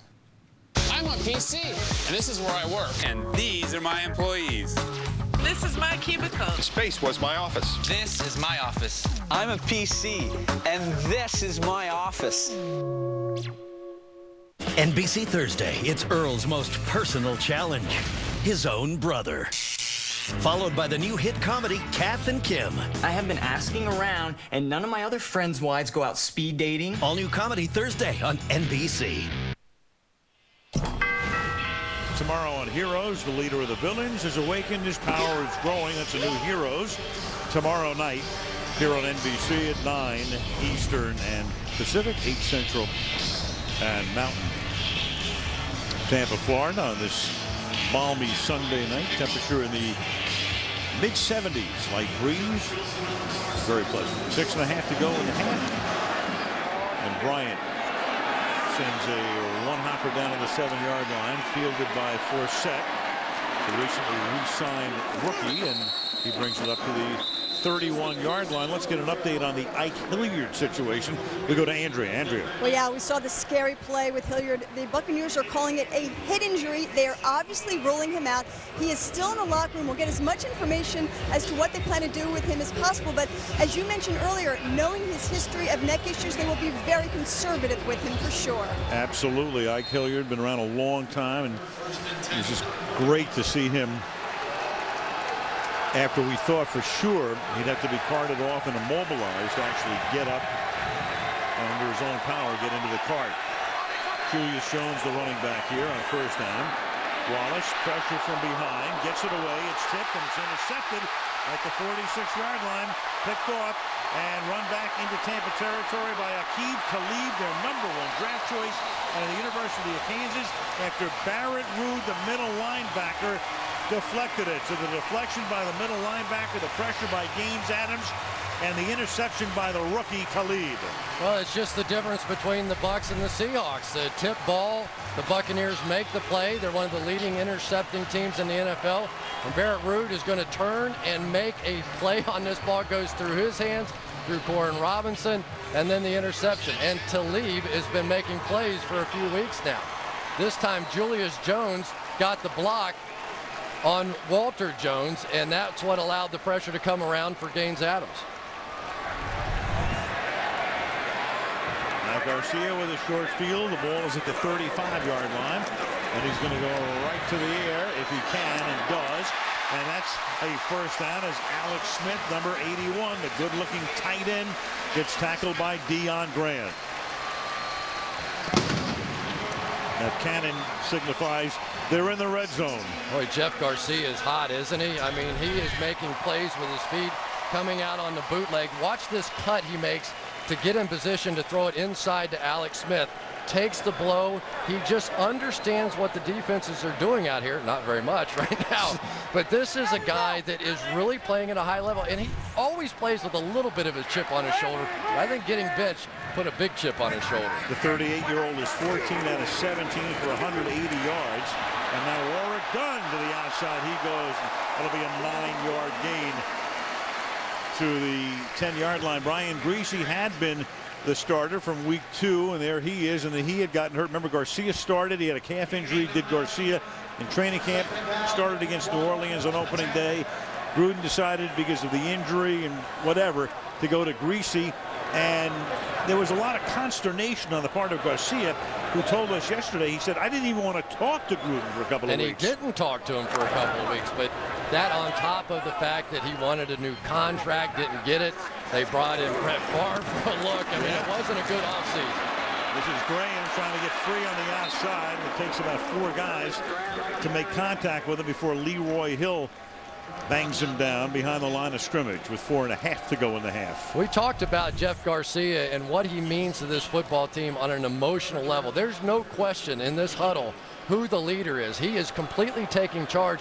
And we talked to several players, and every one of them said, when this guy comes on the field for pregame warm-up, when he's in the huddle, there is a different level of emotion for our offense, and it's been showing up the last couple of weeks. But certainly Brian Greasy did a good job. You think back to the Chicago game, the remarkable comeback. They threw it 67 times in this game.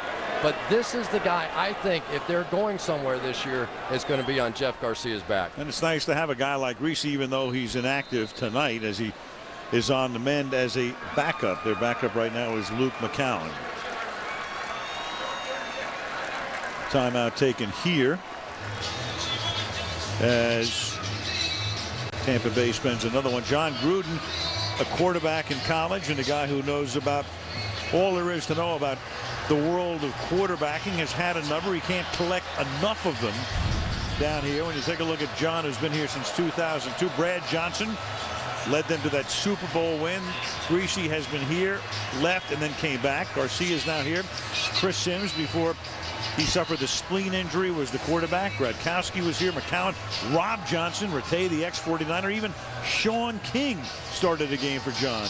But you know, John is sort of the king of sarcasm, and he was a quarterback in college. He understands the position. He talks about how much he respects the position, but he wears these guys out. I mean, in practice, we were talking to Jeff Bain, the center, and he was saying how much the offensive line enjoys listening to the banter between the quarterback and coach.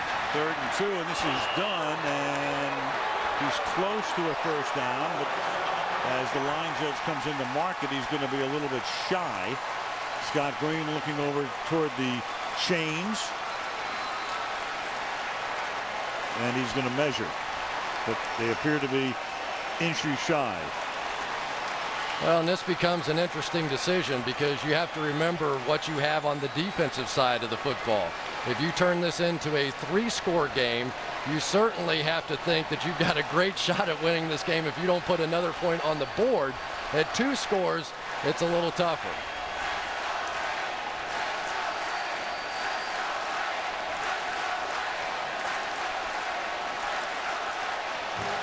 That much shy, and the way the offense is responding, they're clapping as if Gruden says, all right, guys, go for it. The crowd, meanwhile, is going, let's go Rays, because the Rays just tied the Red Sox 1-1.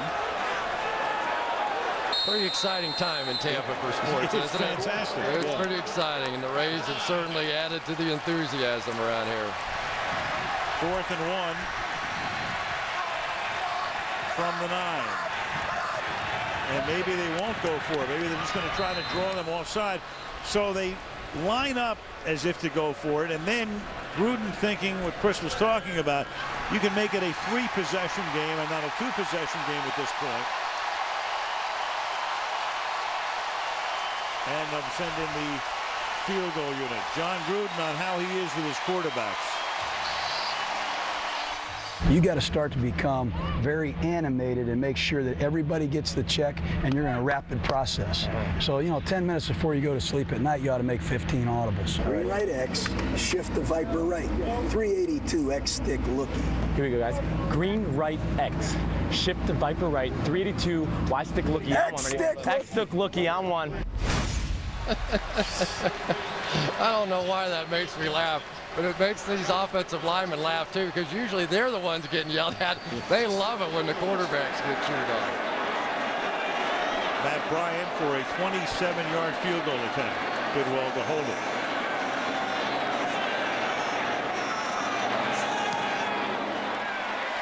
And that'll make it 17-0 Tampa Bay. And the Sunday Night Football game is being brought to you by Universal Pictures Changling. Is that it? Based on a true story. By the Sears Ultimate Football Experience. By Verizon Wireless.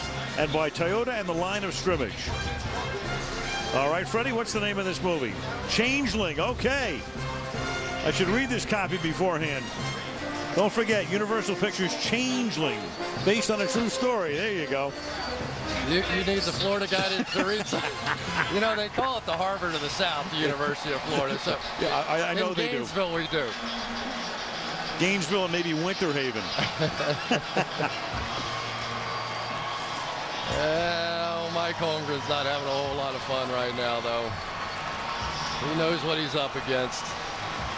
A guy that has put together so many great offenses over the years and had the great relationship with Hasselbeck, and you just wonder if they can get Hasselbeck back on the field in time to turn this thing around.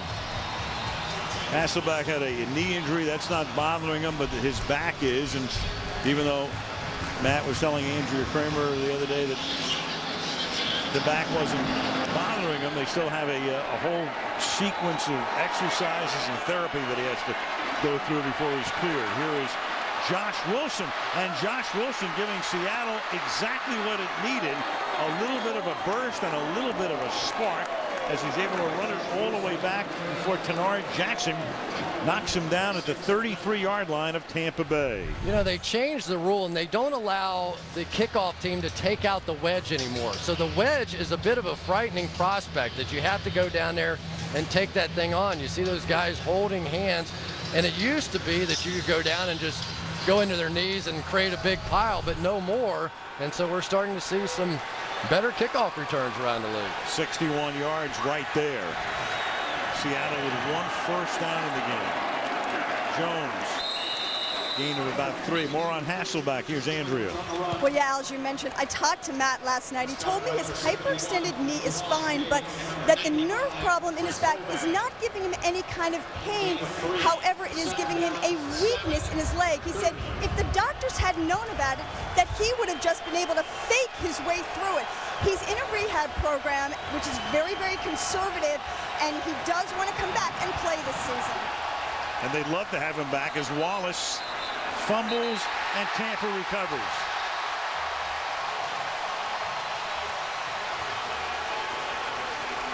Barrett Rude recovers, and that's what the crowd so signals. Rude. And Mike Holmgren thinks that's rude.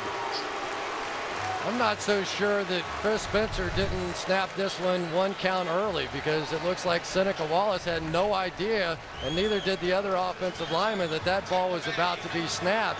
He's looking around and just simply mishandled it. And, occasionally offensive linemen jump off sides. They forget the snap count. That time I think Chris Spencer did, and he has not been playing well. Mike Holmgren not happy with the way that he's been playing, and that is certainly not going to help matters.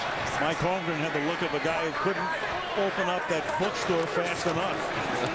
From the 31-yard line, this is done. Mike talking about and musing about what he's going to do. A lot of people think that Holmgren will come back and either coach or go to a front office. He says, for the time being, I promised my wife I'm going to take next year off. And he was musing about, among other things, opening up a bookstore. Well, if the opening comes in San Francisco for the general manager or the coach, that's where he's building a home. Even though he plans to take the year off, it's going to be an interesting decision. That's where he started. 2-minute warning.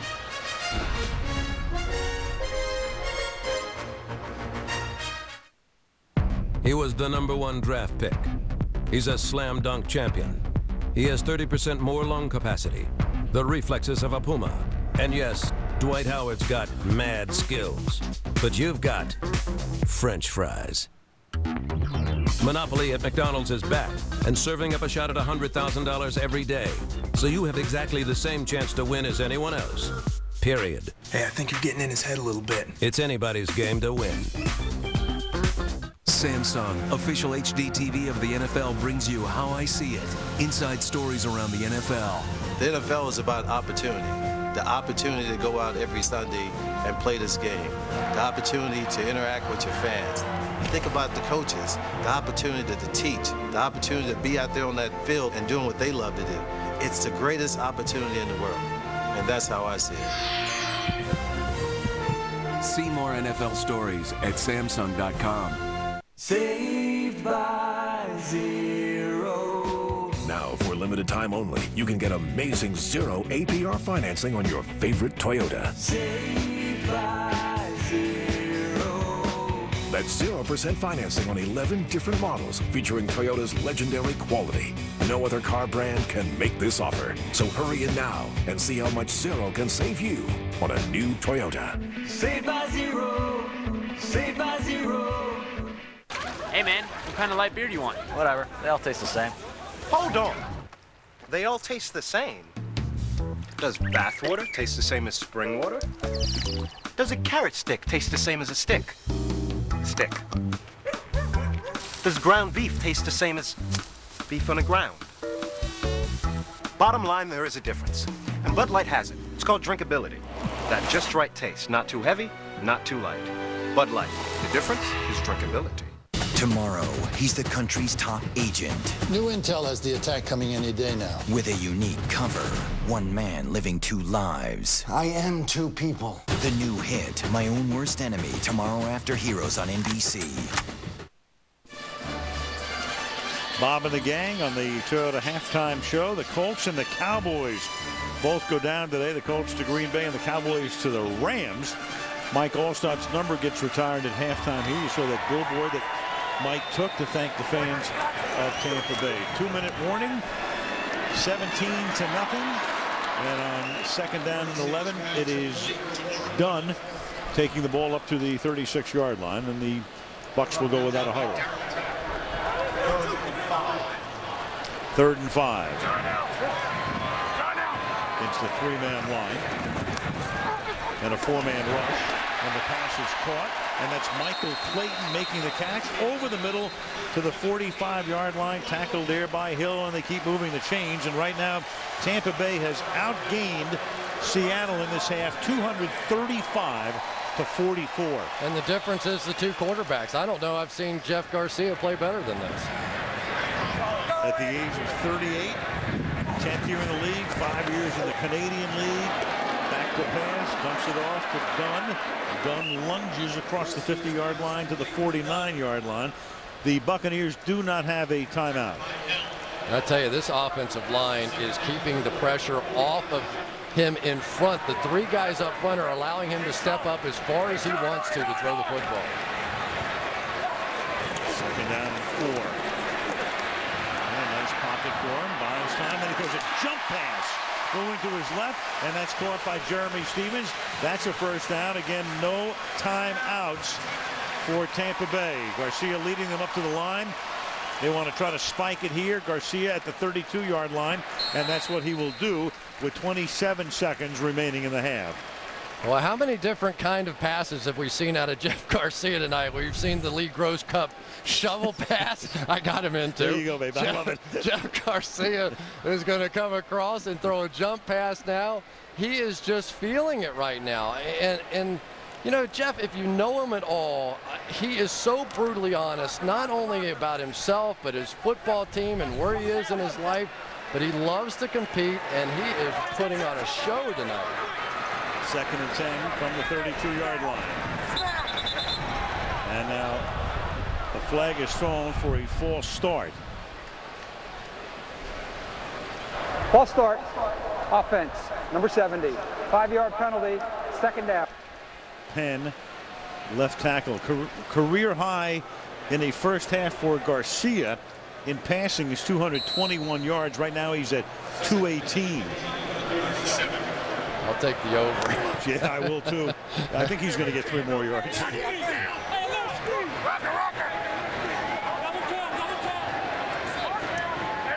2nd and 15.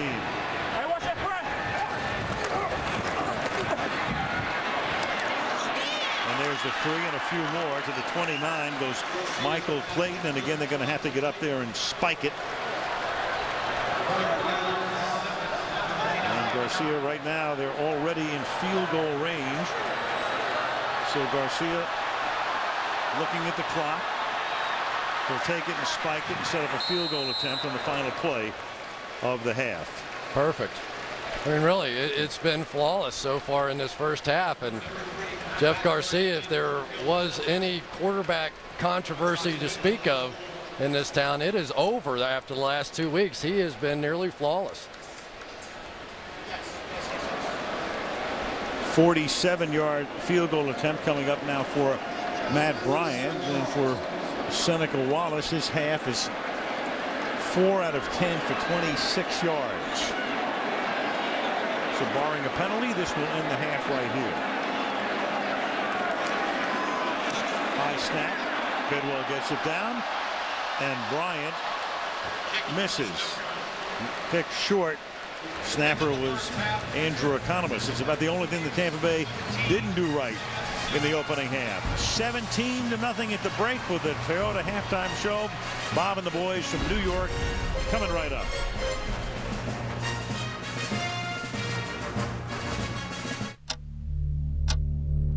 Evil forces gather. The dark sun rises. Dad? Peter. Soon it will be too late. Will you choose your own path, or will you have it chosen for you? Please, you're gonna destroy the world. I don't see it that way. You can't choose your family, but you can choose a side. New Heroes, tomorrow, 9/8 Central on NBC.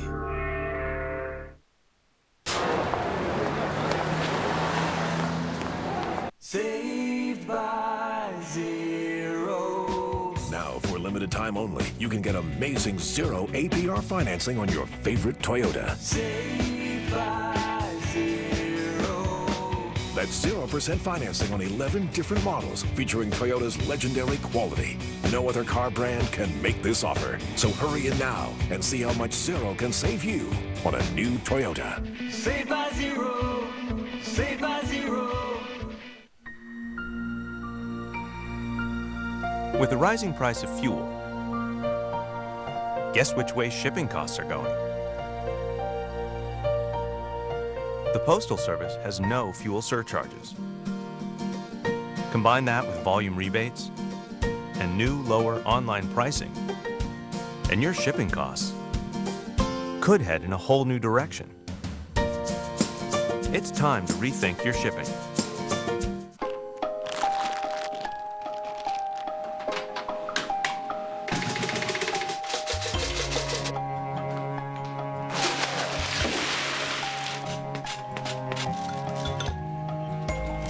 You only get one breakfast, so do it right. Come to McDonald's and get not one but 2 piping hot Egg McMuffin sandwiches for just $3. And leave breakfast to the professionals. Seconds before an accident, the newly redesigned M-Class senses the collision and closes windows in preparation. Dual-stage airbags then deploy on impact, while the advanced crumple zone and cabin design absorb and deflect energy around the passengers. Safety innovations we're proud of at Mercedes-Benz, and ones we hope you never get to see. See your authorized Mercedes-Benz dealer for a special lease offer through Mercedes-Benz Financial.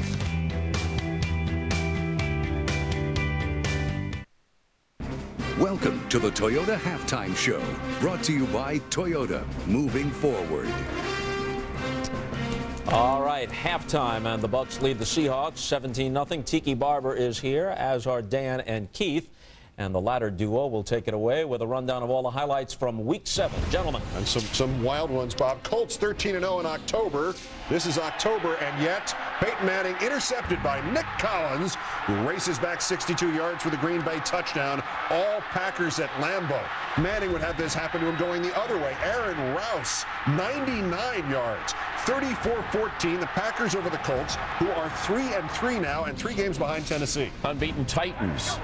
Hooking up with the Chiefs, Lendale White rushed for 149 yards, including 80 on this run. He had 3 touchdowns. His backmate, Chris Johnson, 168 yards, 66 on this run. Titans ran for 332 yards, and Johnson scoring touchdowns and auditioning for the band. Backmates, checkmates. Trent Edwards of the Bills back in action against the Chargers. Recovered from a concussion. Seems to be giving one to Lee Evans on this toss. Pulls it down a la David Tyree off the helmet. Bills 23, Chargers 14. Dan pointed that out first. Steelers in Cincinnati. It's the Ohio native Ben Roethlisberger to the Ohio native Nate Washington. Steelers over the Bengals 38-10. Raiders 13, Jets 10 as regulation expires. Jay Feely with a clanker from 52 to tie. But Raiders coach Tom Cable had called timeout to ice it. So Feely gets another chance. He makes it, sends the game to overtime, and then it's Sebastian Janikowski's record time. 57 yards away to win the game. The snap, it's down. He's got it up. He may have the distance. He's got the accuracy. The Raiders have won. Longest overtime field goal in NFL history. Vikings-Bears. Chris Kluwe can't handle the snap, blocked by Craig Stelz. Garrett Wolfe, who ran for over 1,900 yards in a season at Northern Illinois, picks it up and scores. Adrian Peterson, 54 yards. The great cutback. He had 121 yards, 2 touchdowns. Kyle Orton looking for Marty Booker. Booker had dropped 2 potential TDs earlier. Orton throws for 283 yards, 2 touchdowns. Bears improved to 4-3. Not exactly a convincing game for Washington, but Clinton Portis had a big day, 175 yards. The Redskins would beat the Browns 14-11. Niners G-Men, Eli Manning. Plexico Burress on his best behavior. With the great grab, G-Men improved to 5-1 with the victory. No Romo, no problem for the Cowboys. No, not exactly. At St. Louis, Mark Bulger up top to Donnie Avery. Brad Johnson doesn't even know who the guys are. Hey, you, over here. And then Brad Johnson was not ready for the timing of the snap. And then a frustrated T.O. would say nice things that you should not let your kids see. And then the Rams would beat the Pokes 34-14. Steven Jackson with 3 touchdowns, 56 yards on this one. Wade Phillips afterwards not optimistic. We do have 9 more games that we can get it turned around, but it didn't look like a kind of team that's going to turn it around today.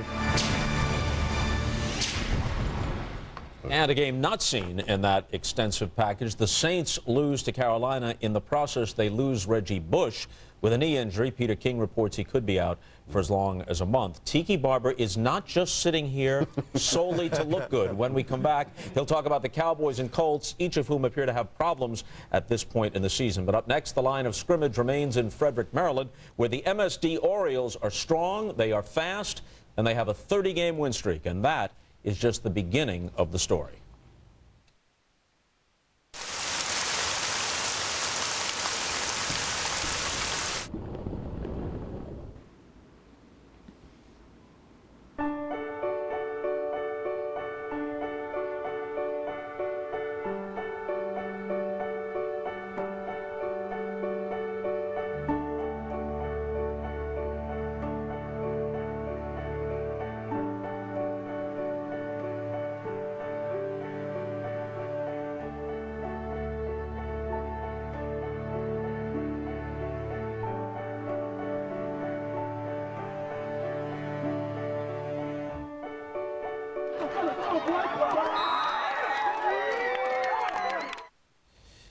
Well, yet again, we said it last week, these MSD Orioles are really an amazing story. The Cowboys are amazing people in a negative way of late. They've dropped 3 of their last 4. Their record is 4-3. They lose in St. Louis today and lose big. This is the way the season has gone for them. After the game, Jerry Jones was asked if Wade Phillips' job is in jeopardy. He said, no, it is not, emphatically.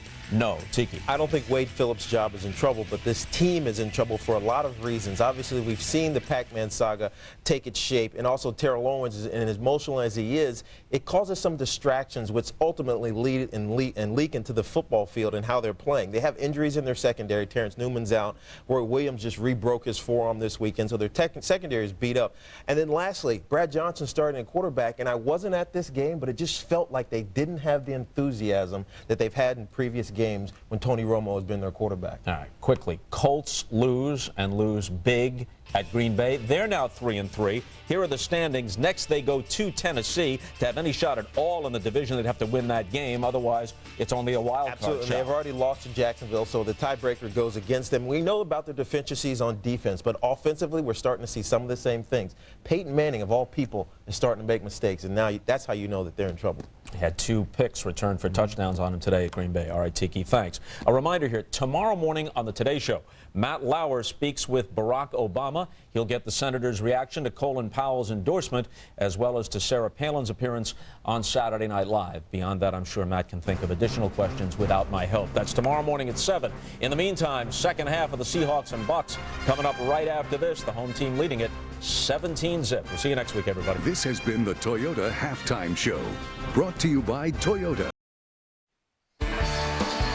Well, at halftime tonight, Mike Alstott was just honored, the Buccaneers fullback who came to the club at the same time Tony Dungy did, and that was the beginning of the resurrection.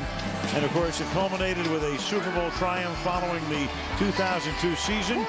Number 40 coming out. They're going to retire his number eventually when they have a Ring of Honor here. There's no question it will go up on the Ring of Honor. Maybe the most popular Buccaneer ever. Mike Alstott down on the sidelines with Andrea. Well, Mike, what is this night like for you, the retirement of your jersey? It's undescribable. It's obviously a lifelong dream, kid dream, to be able to do what my career for 12 years, but to be able to stay here in Tampa and do it in front of the fans here, my heart goes out to them. What's been your best moment as a Buccaneer? It's really from the beginning, you know. Obviously, we can talk about plays, touchdowns, winning Super Bowls, but I think the whole thing is we took an organization from the bottom with a group of guys, a group of hardcore guys, and brought it to the elite top. So that's a huge memory of mine. The fire still there, Mike. Thank you so much for your time. We appreciate it. Thank you. All right, thank you, Andrea. As you look at the 40 spelled out with cards in the end zone here at Raymond James Stadium in honor of Mike Alstott. That was a bad dude. I'm telling you, that guy made a lot of defensive backs think about becoming wide receivers. Tough yardage. Grounded out week after week. I like what he said about that core group of guys, and he's absolutely right. This franchise started on the absolute of all bottoms, and they turned it around and won it all. Oh, for their first 26 after they came into the league in 76. It's bobbled in the end zone and picked up by Dexter Jackson. And Jackson then loses the ball. And the Seahawks, if anything's going to get them back in the game or have a chance to get back in the game, it would be a recovery right here. There's also a marker thrown on the other side of the field at the 11-yard line. Now you've got an altercation before we even have a signal as to who has the football.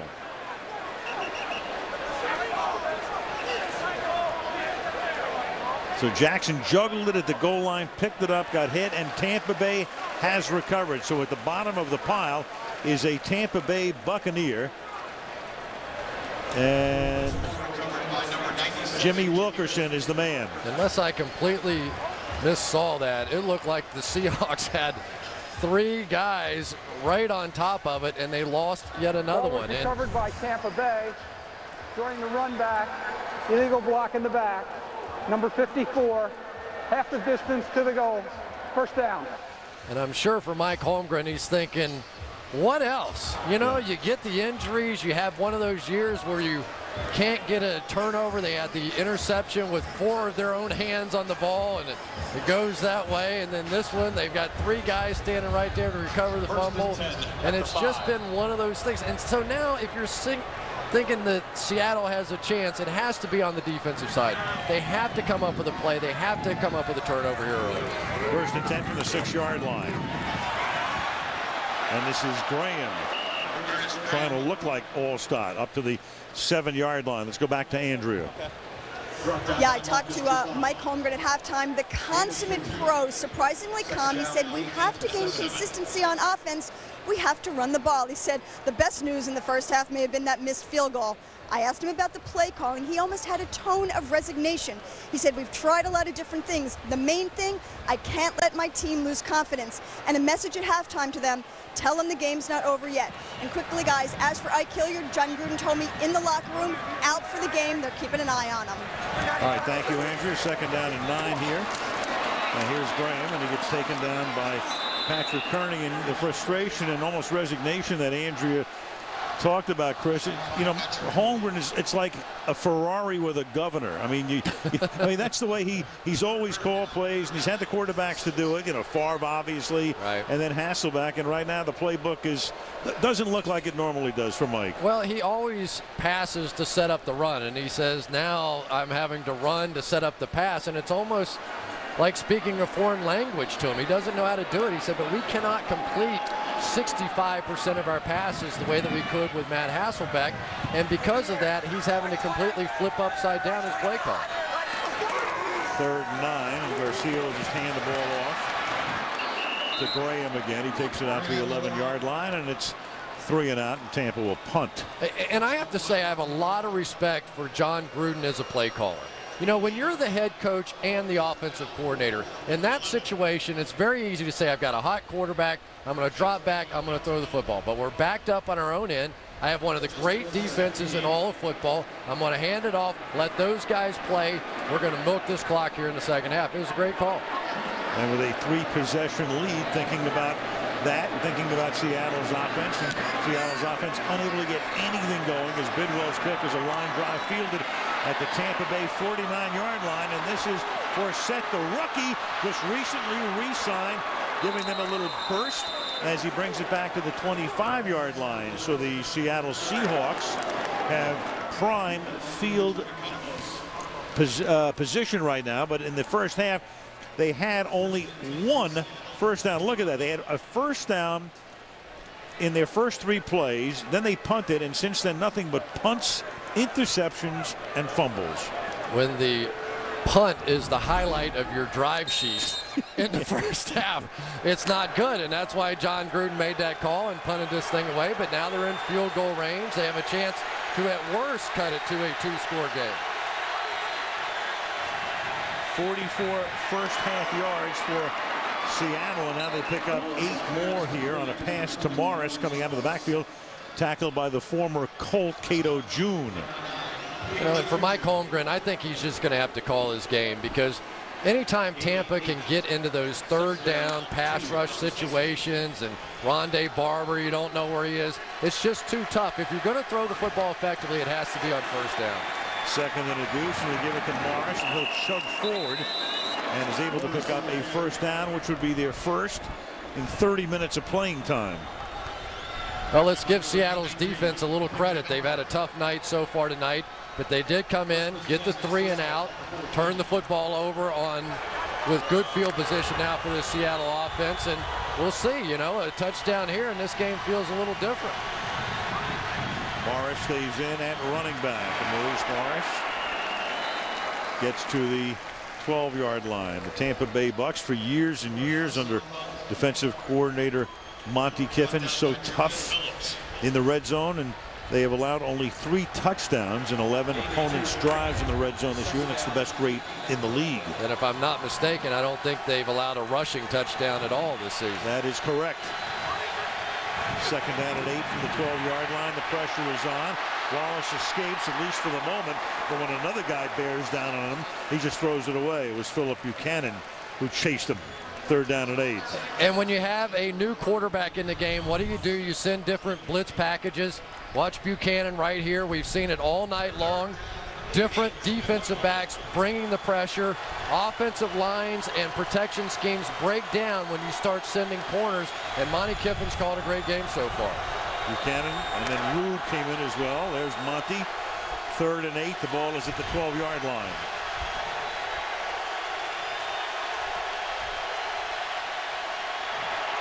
And a screen to Morris. And Morris can only bang his way down to the 8-yard line. So they will not be able to get into the end zone, but at least they can try to tack 3 up on the board. Well, and again, without Matt Hasselbeck, you go to the conservative call here. You try and make something happen with a back, dump it out to Morris, and try to make a play. But watch these Buccaneers close. Barrett Rude, who's been coming off of the knee injury, is just going to fight through the block here, and Chris Spencer and come in and make a great tackle. Now Olindo Mare with a 26-yard attempt, and that is good. So they get on the board. Run back helps set it up. And early in the 3rd, 17-3 Tampa Bay. Look, the mountains on this Coors Light cold activated bottle turned blue and the beer is cold. How can you tell your beer is cold without it? I can't do it. You know, I just can't do it. Coach, when was the first time you saw the mountains turn blue? 91, when we won the division. It wasn't invented yet. When the mountains turn blue, your beer is cold and ready for kickoff. Please nod if you like the following. A taste as cold as the Rockies. Cold activated bottles. Shirts with random triangles.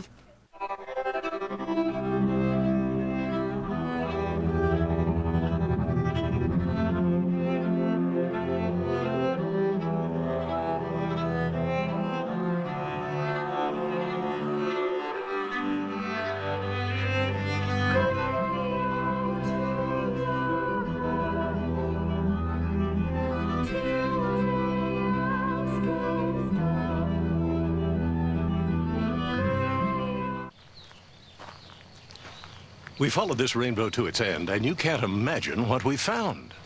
The Internet. Seems it can't hide here either. Simply insert the AT&T Laptop Connect card, and you're connected at up to 3G speeds. Download inventory reports or attend a webinar, all on the go. I'm Bill Curtis, and I just found the Internet. The Internet can't hide anymore. Switch to the network with the best coverage and get the AT&T Laptop Connect card for free. Sunday Night Football brought to you by Frost Brewed Coors Light. When the mountains turn blue, your beer is as cold as the Rockies. By Campbell's Chunky, official soup and chili sponsor of the NFL. By the entirely new Audi A4, progress is beautiful. And by the new AT&T Your World delivered.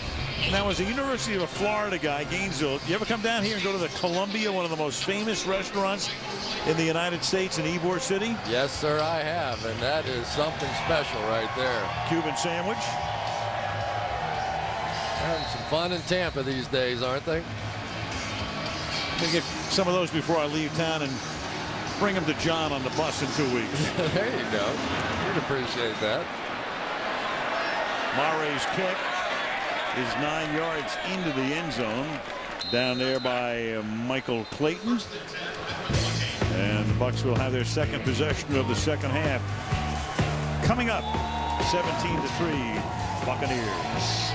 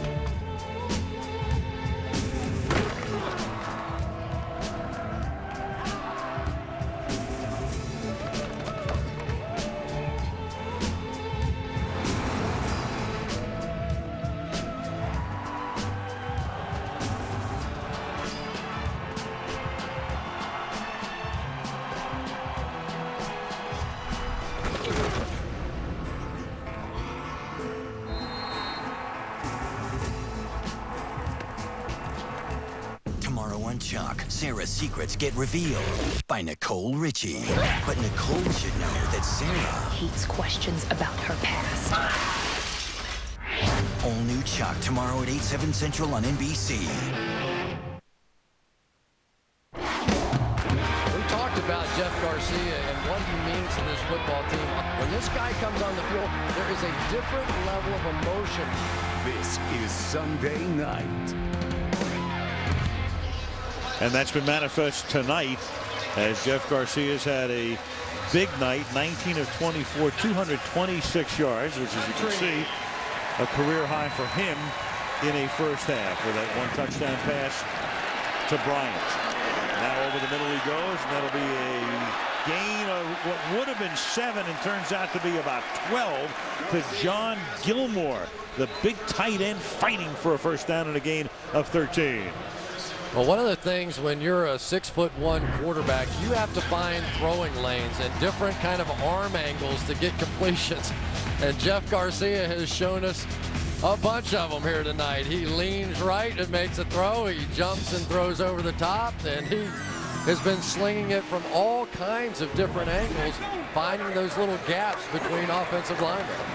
Short drop to the outside he goes, and that is caught by Jeremy Stevens, the ex-Seahawk, for a gain of about 5. Tackled there by the cornerback Josh Wilson. And one of the things that Jeff Garcia gets help with is he doesn't have to make the calls on the protections for the offensive line or the backs. That's all done by the center, Jeff Fain. And he literally reads the secondary. He'll look at the safeties, at the corners, at the body language of the linebackers, and make all the calls on the line of scrimmage. The offensive line will also give hand signals back to the backs, so Jeff Garcia doesn't have to do any of that. 2nd and 5. They got a good thing going. Done. Remember, with Garcia started in Canada, and then Bill Walsh had watched him play when Jeff was at San Jose State. So they brought him to the NFL, and he had a lot of success in San Francisco. He was, in effect, the guy who replaced Steve Young, even though Steve Stenstrom was there. But when Young's career ended in a Monday night game at Arizona in '99, it was Garcia who got the opportunity and made the most of it, and then left there and went to Cleveland and Detroit. That would be the dark ages for him. Reemerged in Philadelphia. Now he comes here, and at 38, looking very sharp.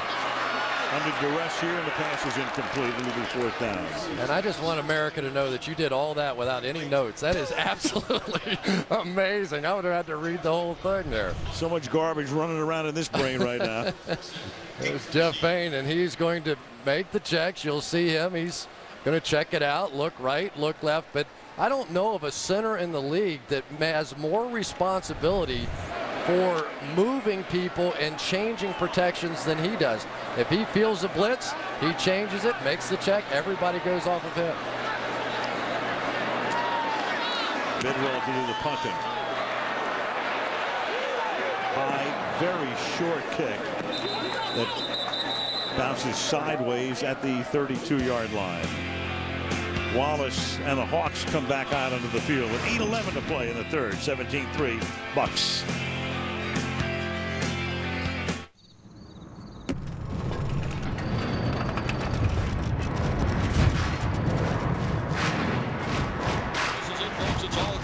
Kick. A 30-yard field goal attempt to try to win it. Ball down. Kick on the way. It is good. It's good. It's good. And that's it. Live from your pocket, it's the NFL. Get the new NFL Mobile Live free with any data plan. Only from Sprint. Only on the Now Network.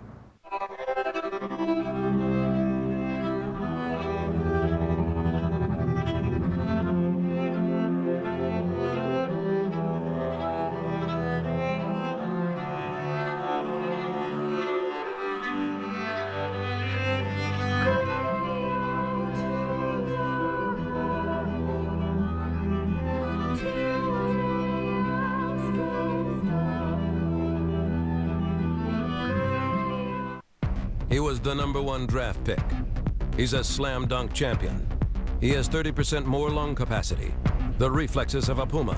And yes, Dwight Howard's got mad skills. But you've got French fries. Monopoly at McDonald's is back and serving up a shot at $100,000 every day. So you have exactly the same chance to win as anyone else. Period. Hey, I think you're getting in his head a little bit. It's anybody's game to win. Tomorrow, my own worst enemy is a roller coaster ride of a show. Target is isolated. Monday's newest hit is lots of fun. One man, two very different lives. Christian Slater, my own worst enemy, tomorrow 10/9 Central on NBC. After a 24-yard punt, that Tampa Bay defense now comes out onto the field, allowing only 16 points per game. Last week, only 3 against Carolina. Tonight, they've allowed 3 thus far. And let's see what the Seahawks can do now, down by 14 from their own 35-yard line. Maurice Morris back in again as the running back. They give it to him. And Morris with some nifty footwork here. First down and a lot more. Morris down the sideline before Buchanan runs him out of bounds. So Maurice Morris providing that spark. It was Julius Jones in the backfield for most of the first half, who carried the ball 5 times for only 15 yards, and that's a 45-yard scamper by Morris. That was Barry Sanders-like. Watch how many people he makes miss inside this hole. I mean, it's just a remarkable run, and then the acceleration on the tail end of it. That's the kind of big play this team needs. And again, we go back to it. They're hanging around in this game. Longest run against the Buccaneers this season. And then that pass to the outside, and Wallace and Ingram not on the same page right there. Second down. Back to these moves by Morris now. I mean, it was good defense on the part of the Buccaneers. They had every gap filled. They were right there in position, and he just kept going and making moves and making people miss. Javon Hay there with a shot at him. What a brilliant run. Now Julius Jones is in the game. Morris gets a blow. Second down and 10 at the 20-yard line. To the outside, and that is Jones, and he will get ripped by Rondé Barber, or at least Barber started to rip him down, but that was enough anyway. Stopped the forward progress, got the whistle. Rondé Barber smelling it perfectly. You know, I'm not so sure that Matt Hasselbeck would not have made a check in that situation. When Tampa Bay sits back in that 2-deep coverage that they play with only 7 in the box, that's when you have to take your shot at trying to run the football inside. You're not going to have success there. So I don't know how much freedom Seneca Wallace in his limited playing time has at the line of scrimmage here tonight. Real good point. Third down and 15. There's a flag. And that pass is incomplete. Good coverage there on Robinson by Rondé Barber. But offside is going to be the call, and that'll be a penalty against Tampa, and they'll retain possession will the Seahawks. It'll be third down and offside. 10. Defense, number 90. 5-yard penalty, third down. Gaines Adams came across the line, so it'll be third down and 10 now at the 20-yard line. Well, it gives them a chance again, but even with a field goal here, you still have an 11-point game, and it stays interesting. So there is the option. You don't have to go for it here to try and pick all of this up. But this is where Tampa Bay is a nightmare for opposing teams. When they get in this blitz package situation right here. 4-man rush, and the pass is incomplete. Wouldn't have even been inbounds, and Robinson been able to get under it. So incomplete, fourth down, and they'll have to settle for a field goal attempt.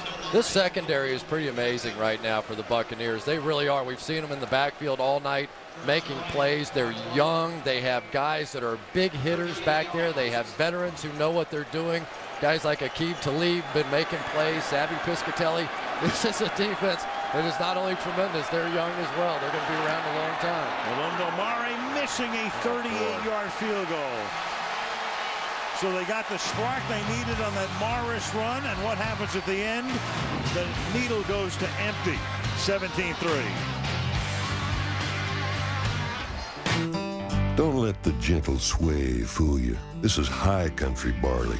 It's found here, where the air is crisp and the soil is rich, perfect for growing full-bodied barley, giving Coors that full-flavored taste, savored by generations since 1873.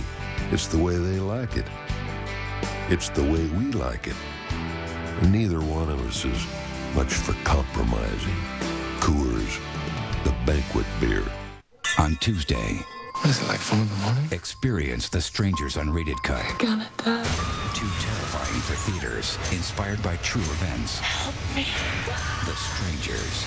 Only unrated cut Tuesday. Hi.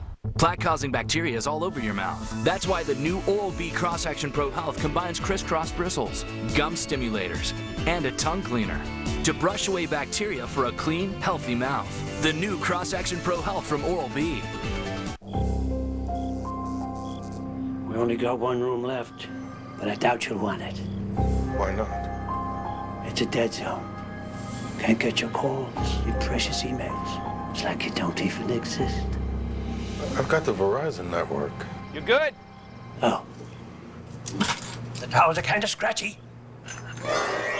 We test America's largest 3G network every day. Verizon Wireless. Get the exclusive LG Dare, full touchscreen, 3G speed, loaded with features. Evil forces gather. Dad? Peter. Soon it will be too late. Please, you're gonna destroy the world. I don't see it that way. You can't choose your family, but you can choose a side. New Heroes tomorrow on NBC. A homecoming of sorts for Tim Ruskell, who was with the Tampa Bay organization for so many years, and then they went to Atlanta briefly, and then to Seattle. Remember, Mike Holmgren was running everything, and then they decided it was just too much, so Ruskell came in to, in effect, serve as the head of football operations, and of course he was obviously very instrumental in what is going to take place next season when Holmgren leaves and Warwick comes in, and Tampa starts this drive from the 28-yard line with Warwick Dunn picking up 1. And it's been, you know, on balance, a successful communicative situation between Holmgren and Tim, but on the other hand, there was one thing that really sticks in the craw of Mike Holmgren, and that would have been the loss of the guard Steve Hutchinson a couple of years ago. And Mike, you know, to this day, that really sits in his craw, and he feels that the front office messed it up. Well, and Mike thought that they had agreed to franchise that player. He went away to the combine. It came back, he was transitioned, and I know that's, you know, not everybody understands that, but it cost them one of their best players, and I don't think they've recovered, especially with their running game since.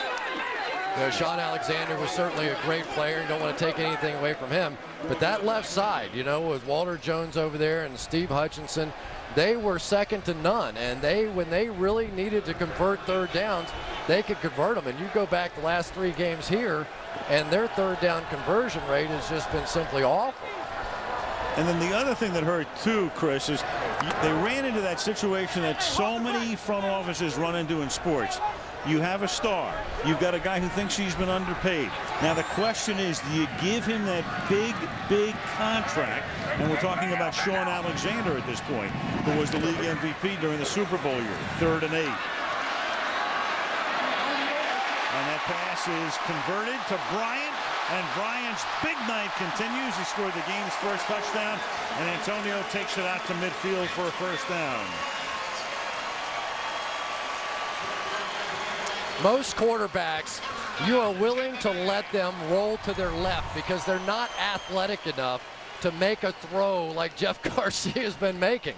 They consistently have broken down on their contain, on their defensive right side, and Jeff Garcia continues to take advantage of it, rolling that way. And what a night for Antonio Bryant tonight. I mean, this has really been a bit of a breakout game for him. 5 catches, 100 yards, 19 on that reception. 49-yard line. Garcia. And he sets up a screen, except there's nobody to provide the blocking, and Dunn does it all by himself to the 47-yard line of Seattle. He goes for a gain of 4. One of the nastier offensive linemen in the game is Davin Joseph right over here. Watch the way he plays the game, if I can get that circle off of there. He just is a guy that believes in a violent approach, and I really truly believe that you could take Aaron Sears, Jeff Fain, and Davin Joseph, the 2 guards in the center, put them right in the Pro Bowl today, and you would have a terrific offensive line for that game. Tough to contain him even with a telestrator. 2nd and 6 from the 47. Graham puts his head down, plows to the 46-yard line, tackled there by D.D. Lewis. Well, it's still that part of the game now where if you have a really great offensive line and you have a Warwick Dunn who's still sort of recovering, I think, on the sideline, and a terrific running game, this is when you want to begin to grind that clock out. We've seen with Mike Allstott over the years here that they had the ability to, behind that great defense at this point, to now milk the clock and convert these first downs. 3rd and 5. Garcia stepping up, throwing on the run, completes it again to Michael Clayton, playing the role of George Clooney and picking up the first down. Well, there's no real good way to play Jeff Garcia. They finally get him contained on the left side over here, and he's simply going to step up into a wide open field to make this completion. Again, the 3 guys up front are just playing tremendous football. They're allowing that step up throw by Jeff Garcia. So now you contain him, you're wrong. You let him outside, you're wrong. Now they go with that huddle, picking up the pace. And to the 29-yard line goes Ernest Graham for a gain of 3. Well, we've talked about Davin Joseph all night. If I don't get him in the Pro Bowl, I don't know who's going to. And then the right guard, he is just a mauler. When you talk to these other offensive linemen, he's one of those rare guys that has the ability to push somebody off the ball. It's not a zone blocking scheme like we see around the league. This is a power football team. They believe in double teams. They think they can knock people off the ball, and you just don't see that approach in the NFL very much. 2nd and 6. And Garcia loses the ball, but is able to recover it himself at the 33. Brandon Mebane comes in to create the fumble, but possession retained by the Buccaneers. Brandon Mebane gives Jeff Fain a real shot to start this play. He's going to come in. I think he caught Fain a little off guard. Mebane looks to me a little bit like Rocky Bernard did about 3 or 4 years ago. I think Rocky's lost a little bit. He had 8 sacks in a season not too long ago. But Mebane now, to me, is the more athletic guy that is making more plays in the backfield than Rocky Bernard. Dunn is back in, 3rd down and 11. And Garcia has to take a timeout. The play clock was down to 2 seconds. Nearing the end of the 3rd quarter, 17-3 Bucks. Hey man, how was your chicken sandwich? I don't know. Where'd you get that sandwich anyway?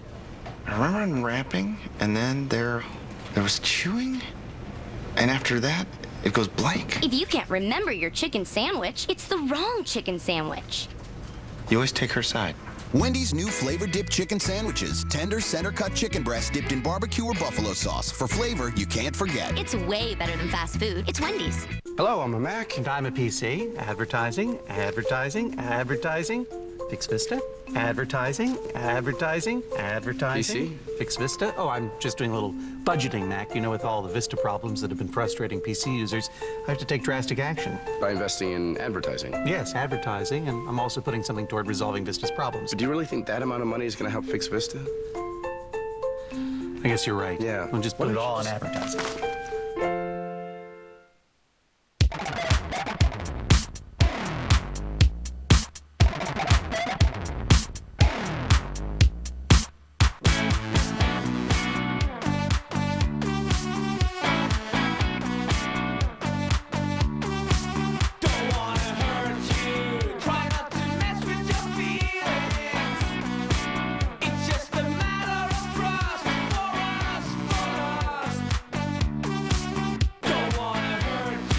Thursday on The Office, an old friend returns while a new love blossoms.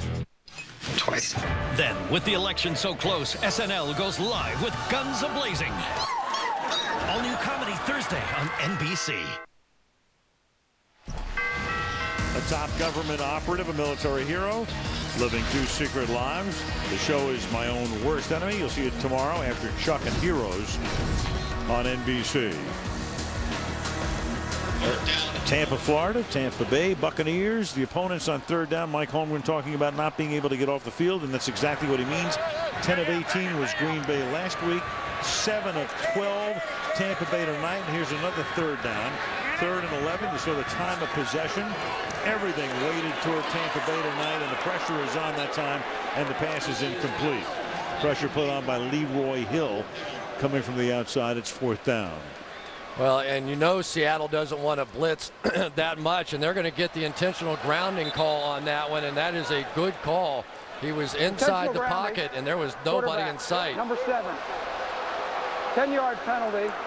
Also loss of down. 4th down. And that's a big one because they were in field goal range without that call. Would have been about a 50-yard field goal. Now they're going to have to punt it away. They came with an all-out blitz here. And what surprised me a little bit was that Jeff Garcia couldn't have checked into a play that would have worked in that situation. He did that double snap count, you know, where he raises a leg. They showed the blitz. They never came out of it. And he didn't check into something that was going to work against that blitz and had to throw it away and got the intentional grounding call. So instead of that long field goal attempt, it's Bidwell to punt. Bobby Ingram drops back to receive the kick at the 10-yard line.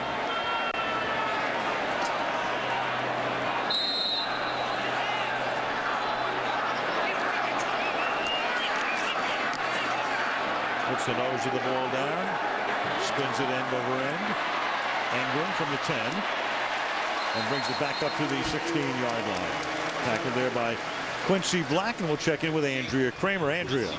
But yeah, I was talking to Jim Mora Jr. before the game about the situation that he is in with Mike Holmgren. Obviously a very unique situation. He said, look, I coach the defensive backs. It's all about focusing on the present. He said players will ask, hey, what's the practice schedule going to be like next year? And he says, just tell them, he just tells them, worry about practice today. He said, I look at this as an opportunity to continue to learn from Mike Holmgren. I don't want to cheat him of a great last year. And he said, if I acted any differently, my father would kill me. Jim Senior, he probably would.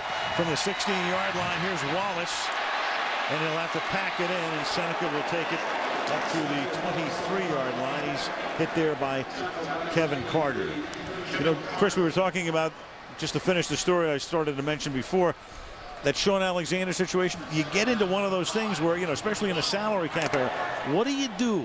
You know, do you keep a guy who you think might be nearing the end, or at least not being as productive? They give him the big salary. The next thing you know, he's with the Washington Redskins. Well, it's always an awful situation. Remember, he was the MVP of the league that year, but he was in around his 30th birthday. And most general managers that I talk to say that they make mistakes in that exact situation.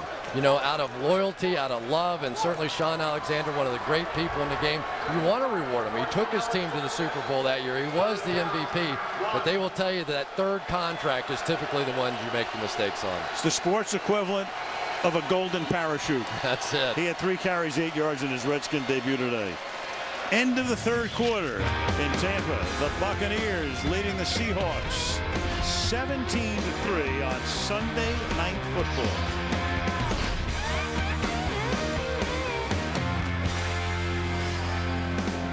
Tuesday, a murdered astronaut. From outer space to where I'm working. And there's another twist. Another astronaut in a diaper story. Leading to SVU's most provocative sting. New SVU, Tuesday on NBC.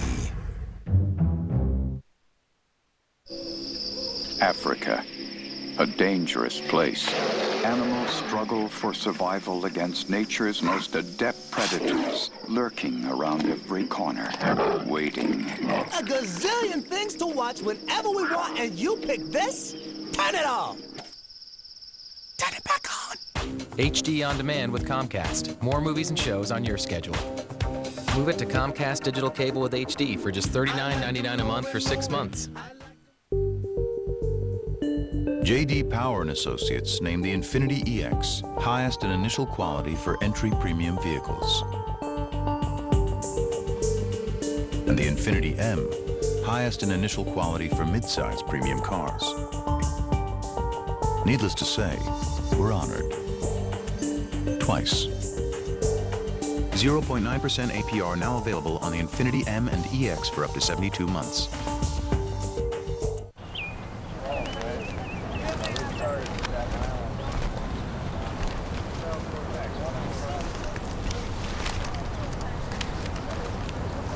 Now get paid just for doing the right thing. With GreenSense, we'll pay you a dime every time you pay without paper, like when you use your debit card or pay a bill online. You can get up to $120 a year.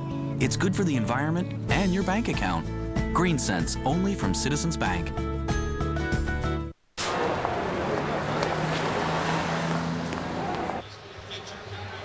Aerial coverage brought to you tonight by Gillette Body Wash. Courtney Campbell Causeway across Tampa Bay, connecting the cities of Tampa and Clearwater. St. Petersburg to the south of Clearwater. And here we go for the fourth quarter. Al Michaels, Chris Collinsworth, and Andrea Kramer. T.J. Duckett is in the backfield, and he'll get the ball on 3rd and 1. And he will not get out of the backfield as he's bent over backwards by Derek Brooks, who's had a fairly quiet night. Only his second tackle of the night, but it comes at a most opportune time for the Bucs. Well, this time it's Chris Hovan that is going to get the penetration, and really I could have named just about anybody on the defensive side of the football. You can't win games playing in your own backfield, and consistently this Buccaneers defense has been able to get penetration, get upfield, whether it's one of the defensive backs, whether it's one of the defensive linemen. They are just simply overwhelming Seattle up front. Ryan to punt for the 5th time in the game. Dexter Jackson back to receive it. That's a good one. Goes out of bounds inside the 25-yard line. We're off next week. We've got the bye week, but to Indianapolis we go on the 2nd of November. It'll be the Patriots taking on the Colts. The following week, the Giants and the Eagles from Philadelphia. On the 16th, the Cowboys and the Redskins. Football Night in America. Chris will be back in the studio for Football Night while we go back out on the road. You know what John Madden did today? What? John, you know, he has the ordained holiday. John taking his first week off in 20. He gets a week off every 28 years. He took the bus to the Raider game. Of course he did. He You know went to the he's Raider going to a game. football game. I heard he had a nice dinner with all his former players. They got together. Yep. And that is one I'd like to have a seat at that table. Here's some of those Raider stories. I'll tell you something, as Graham moves to the outside and Graham fights his way for a first down. You're John Madden and you take a bus on your off week to a football game. I mean, it's too simple. It's a busman's holiday. I mean, that is the ultimate busman's holiday. There you go. We've been talking about Davin Joseph tonight, but watch Aaron Sears, the other guard, pulling out in front and getting his block as well. I mean, these guys are athletic, they're maulers, they're big, they move people, they secure the pocket. It has been a terrific performance up front. You are going to put him in the Pro Bowl. I'm working on it. To the right side again. In fact, Joseph's going to go by a surfboard tomorrow. Gain of 4, 2nd and 6. You know, let's give Seattle's defense a little credit here in the second half. They've at least kept their team in the ball game. Offensively, they just can't convert it on 3rd down and keep drives alive, but it has been a second half shutout thus far, and they've made plays, but they're going to have to make a couple more because eventually Seattle's offense has to do something, and they have done next to nothing. And they're doing it without Tatupu, who got hurt in the first half. He was involved in that hit on Ike Hilliard. And D.D. Lewis has been playing middle linebacker. Pass for Alex Smith is incomplete. It'll be 3rd and 6 for Tampa Bay. And it's been subtle, but you've seen a reining in of this offense. It's not quite as wide open from John Gruden. I think he understands that his defense has a handle on this game. They've been throwing the ball, but it's been very short, underneath, conservative type of plays. Let's see if he cuts Jeff Garcia loose here. He's been playing so well. I think I would be comfortable with him taking a shot here on 3rd and 5. And they're 7 out of 13 on 3rd down. And Seattle's going to take a timeout. Timeout taken by the Hawks with 12:52 to play. Zach! You want me to come in? What happened to the water? They shut it off. Don't look. Okay. These are the exact circumstances people find themselves in right before they start having sex for money. Yes! On October 31st. You want to shoot a dirty movie here? Yeah. Can I get a cup of coffee? Black. Can't you see we talking? White. You have a special talent? Her name Bubbles. Seth Rogen, Elizabeth Banks, Zach and Miri. Rated R. In theaters everywhere, October 31st.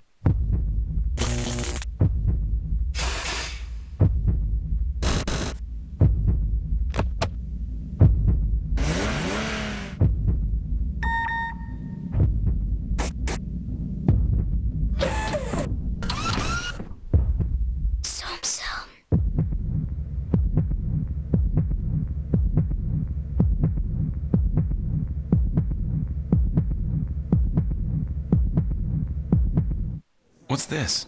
The new BlackBerry? You've seen BlackBerries before. It's no big deal. Maybe one quick peek. Just to see what all the fuss is about.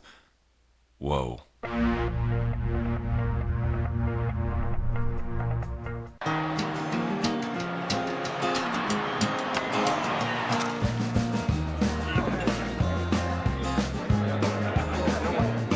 Ask for the award-winning original, Miller Lite. Great taste, less filling. Sunday Night Football being brought to you by DirecTV. Now get over 130 of your favorite channels in HD. By Mazda, introducing the totally, completely, 100% new Mazda 6. By Zach and Miri, starring Seth Rogen in theaters October the 31st. And by McDonald's. It's a pretty shot. Beautiful city, Tampa it is. Tampa, Florida. Tampa Bay region. Around the country, of course, ever since professional sports came, everybody thinks the name of the city is Tampa Bay. Right. 40-yard line, 3rd and 6 after the timeout. And the pass to the outside is caught by Brian Clark. And that's a first down. So they convert again, and that's 8 out of 14. And the Seahawks, as Mike Holmgren said, just can't get off the field on 3rd down. And I tell you, this is true confidence in your quarterback. Watch Jeff Garcia stand in against this blitz and throw the out route against man coverage. You don't allow a young, inexperienced quarterback to make this throw, because this is one that could be returned for a touchdown the other way. Jeff Garcia stood in like a rock, took the shot, and picked up the big first down to keep that clock rolling. Garcia's completed 25 passes tonight to 10 different receivers. Tampa Bay has run twice as many plays, and on first down with 12 minutes to go, stopped in the backfield is Ernest Graham for no gain. I will say, though, that Seattle has done a nice job stopping the run tonight. This has really been the Jeff Garcia show. Tampa just averaging 2.7 yards per carry thus far in this game. So I think they've made a bit of a commitment to try and stop the run up front. They've done it without Lofa Tatupu. D.D. Lewis has stepped in and done a nice job in there. But they just simply cannot make the plays against the passing game, and especially on 3rd down, which has really been their Achilles heel.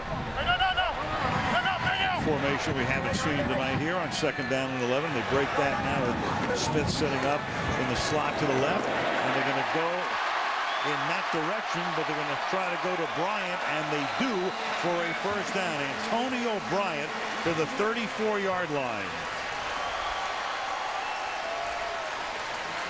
Well, Josh Wilson has gotten a chance to start over Kelly Jennings, but you cannot give somebody this much room. In the NFL, the slant is the pass of choice when you get in those 3rd and 7 kind of situations. And when you have a guy, a big body guy like Antonio Bryant, much like a T.O. or a body like that, all they really need is rebound position on a defensive back, and it ends up being a pretty easy throw. What a night for Antonio Bryant. Antonio Bryant with 6 catches for the first touchdown of the game. Garcia over 300 yards. And this is done for a gain of 4. You know, with Bryant, when you think back to Antonio, started with Dallas, and then he got crossways with Bill Parcells. And when you get crossways with Bill Parcells, you you're not with that team very much longer, and he wasn't. Well, let's describe Crossways. Crossways was when Bill Parcells was coaching him, all right? Coaching him on the practice field. And Antonio Bryant threw a towel in Bill Parcells' face. And he didn't make it much longer. I think about a day or two later he was traded away. But he clearly is a guy that has talent if he can just keep that part of his temper in check. You throw a towel at Parcells, the next thing you know, you wind up in Cleveland. And that's what happened to him. Timeout Tampa. Not only is the new Mazda 6 fuel efficient, but in terms of power and room, it flat out beats Camry and Altima. Hey, we're always up for a good fight. The totally, completely, 100% new Mazda 6. At your Mazda dealer now. Right now, hurry in to lease a 2009 Mazda 6i Sport for $229 a month for 36 months with 2824 due at lease signing. Ladies and gentlemen, Flight 152 is now boarding to Honolulu. Check, check, check. Business class. Boarded, man. Safety check. This in here, and we're out of here. All right, let's get the show on the road, boys. Buckle up, dudes. Close it up. I'm tracking the luggage guys on screen. Loading. Lights. Stage. Roger, you are cleared for takeoff. Let's rock. Get work done now. Communicate in less than a second with rugged Nextel Direct Connect phones. Only on the Now Network. He was the #1 draft pick. He's a slam dunk champion. He has 30% more lung capacity, the reflexes of a puma. And yes, Dwight Howard's got mad skills. But you've got French fries. Monopoly at McDonald's is back and serving up a shot at $100,000 every day. So you have exactly the same chance to win as anyone else. Period. Hey, I think you're getting in his head a little bit. It's anybody's game to win. Television's most honored drama. Did you see the way she grabbed those kids? In its final season. What happened? And with Angela Bassett in charge, it's just as powerful as ever. Get the hard restraints! An all-new ER, Thursday, 10/9 Central on NBC. 2 years in a row, it's won the Emmy for the best comedy on television. It's 30 Rock. New season begins Thursday, the 30th of October, right after The Office here on NBC. There's a few faces of Chucky. And he's done it for years, the 4 years at Oakland, the 7th season here. Graham will take the ball about a yard shy of the first down. A look back at some of the John Gruden facial expressions over the past few seasons and gesticulations.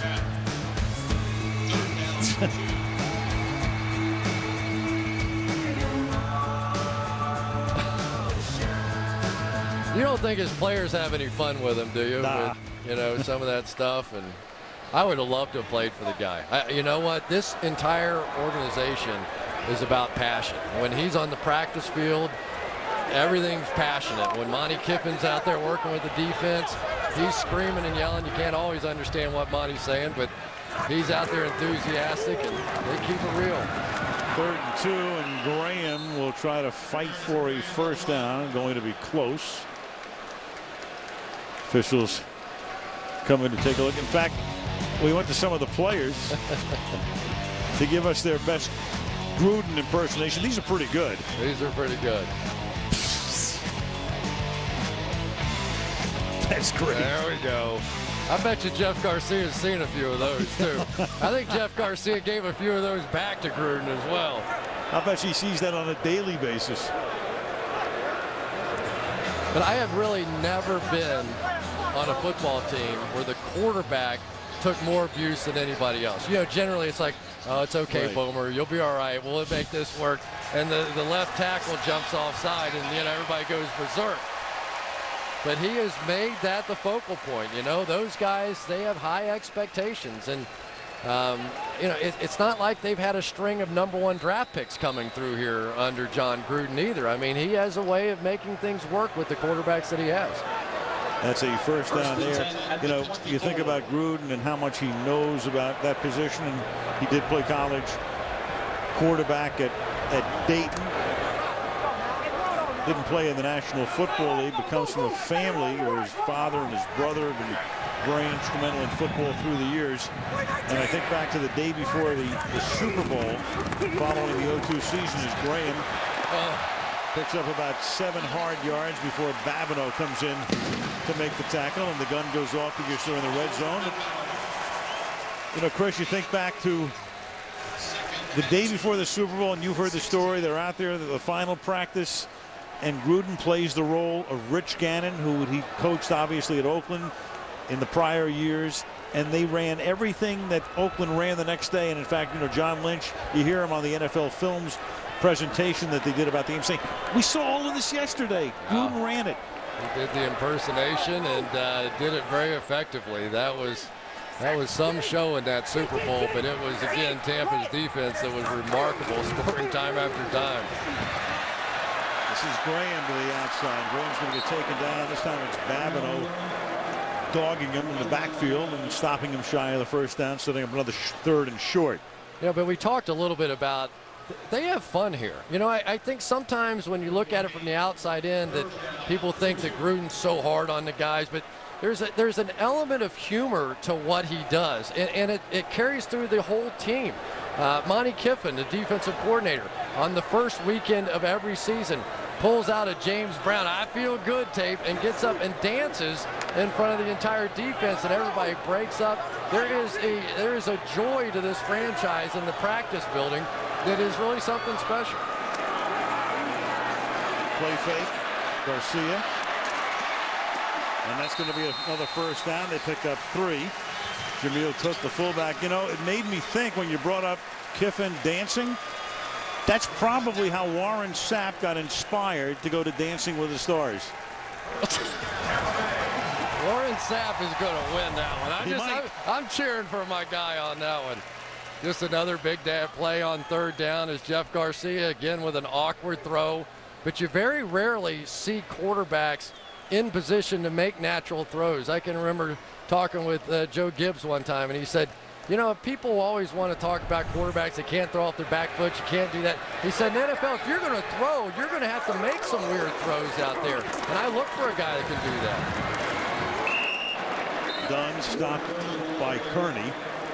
So a very effective drive for the Buccaneers in the sense that not only are they moving down the field, but they're taking a lot of time off the clock. This drive is already more than 8 minutes old. Well, there's just no way you can play defense for this long. Already they've been on the field for 38 minutes. Their offense has been on the field for just 15. Seattle has fought as hard as they can fight, but offensively they're just so inept right now that they can't stay in games. They expect too much out of this defense to try and hold this line now. Garcia, 2 long passes, both complete, 11 to 20 yards, 5 out of 5. Been good enough on the short stuff. This is Graham again. And for Garcia tonight, 310 yards, and he's completed 75% of his throws. Meanwhile, for Wallace tonight, 7 out of 16 to 33. And when you average 2 yards per pass, you ain't going to win a lot of games. Yeah, no, you're not. And I've really enjoyed getting a chance to watch Tampa Bay play tonight. But you've got to think that this is not going to end gracefully for Mike Holmgren this year unless Matt Hasselbeck has a miraculous recovery. You know, he is one of those guys that makes that kind of a difference to his football team. 3rd and 7.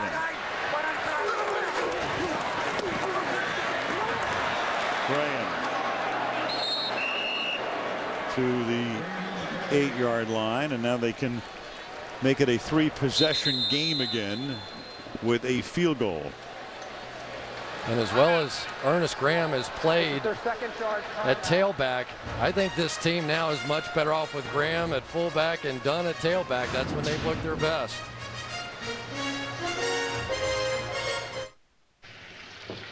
World record holder Michael Phelps is the fastest swimmer ever. So I've come to this aquatic center to challenge him to a race on the internet.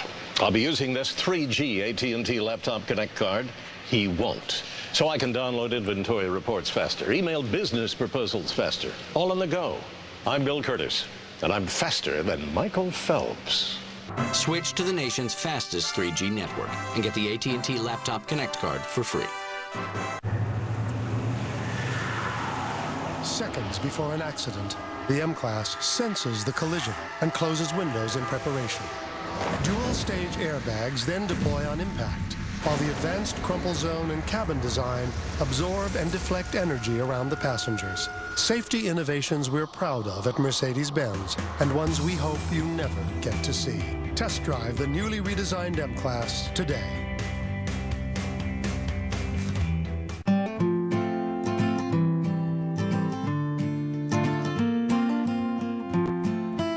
From our brewery to you, the award-winning taste of Miller Lite. Miller Lite, great taste, less filling. This Tuesday, the world's most powerful superhero is even more incredible on DVD. Own the 3-disc special edition, available for a limited time only. Includes an all-new alternate opening, The Incredible Hulk. Own the 3-disc special edition for a limited time Tuesday. Tomorrow, the most powerful hero meets the most powerful villain. Dad? Peter. You can't choose your family, but you can choose a side. Heroes tomorrow on NBC. 4th down and 6. Seattle just took a timeout, trying to conserve whatever they can on the clock. They're down to their final timeout, and Bryant can make it a 3-possession game here with this field goal, which is only 27 yards. So a chip shot attempt here. Bidwell will put it down, and Bryant will bang it through, make the score 20-3 Tampa Bay with 4 minutes and 34 seconds remaining as the Buccaneers try to go to 5-2.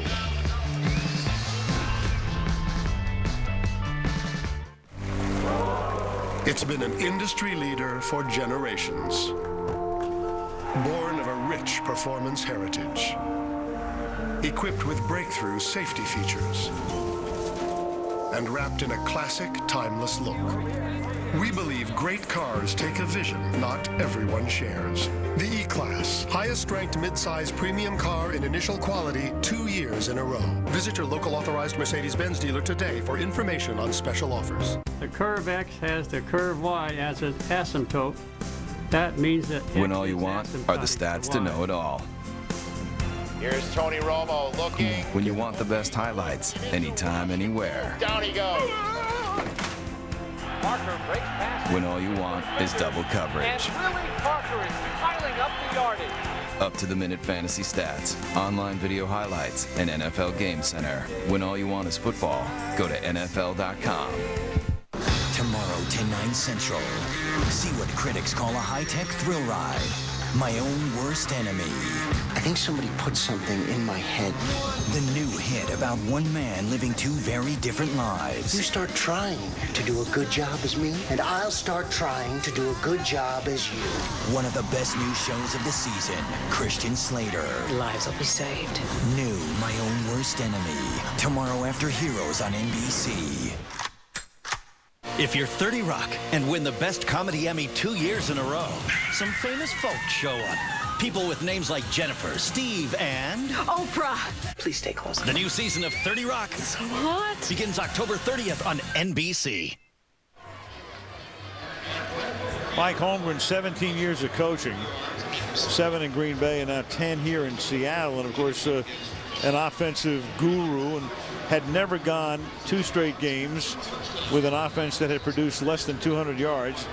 And tonight he's on his way to a 3rd straight endeavor of that sort, unless Seattle picks up a lot of yardage in garbage time, but don't count on it. 20-3 Tampa Bay. The ball taken at the 4-yard line by Josh Wilson. And Wilson with another good run back. Down the sideline he goes, and he gets the ball to midfield. I think Josh Wilson has as many yards tonight as the Seattle offense with 2 returns. Well, the Seattle offense has 109 yards, and there's Forsett with the block on Bryant. Well, that's going to come on off, and of course all of our hearts still go out to him and his wife Melissa. It's a loss of their son Tryson, and he had his other son Trey out on the field before the game tonight. And goodness gracious, you just don't know how a guy could possibly get himself out of bed and come back to work after what happened to that family. Wallace on first down, and the ball is caught by Kerry Colbert. Caught a pass earlier tonight and has not been heard from since. Well, now you go no huddle, but you have to wonder how many times that Seneca Wallace has had a chance to practice this. Either Matt Hasselbeck was in there or Charlie Fry was in there, and we'll see what he's got. Pass incomplete. Well, this has been a defensive night, and for the second straight game, I've seen a secondary simply take over the game.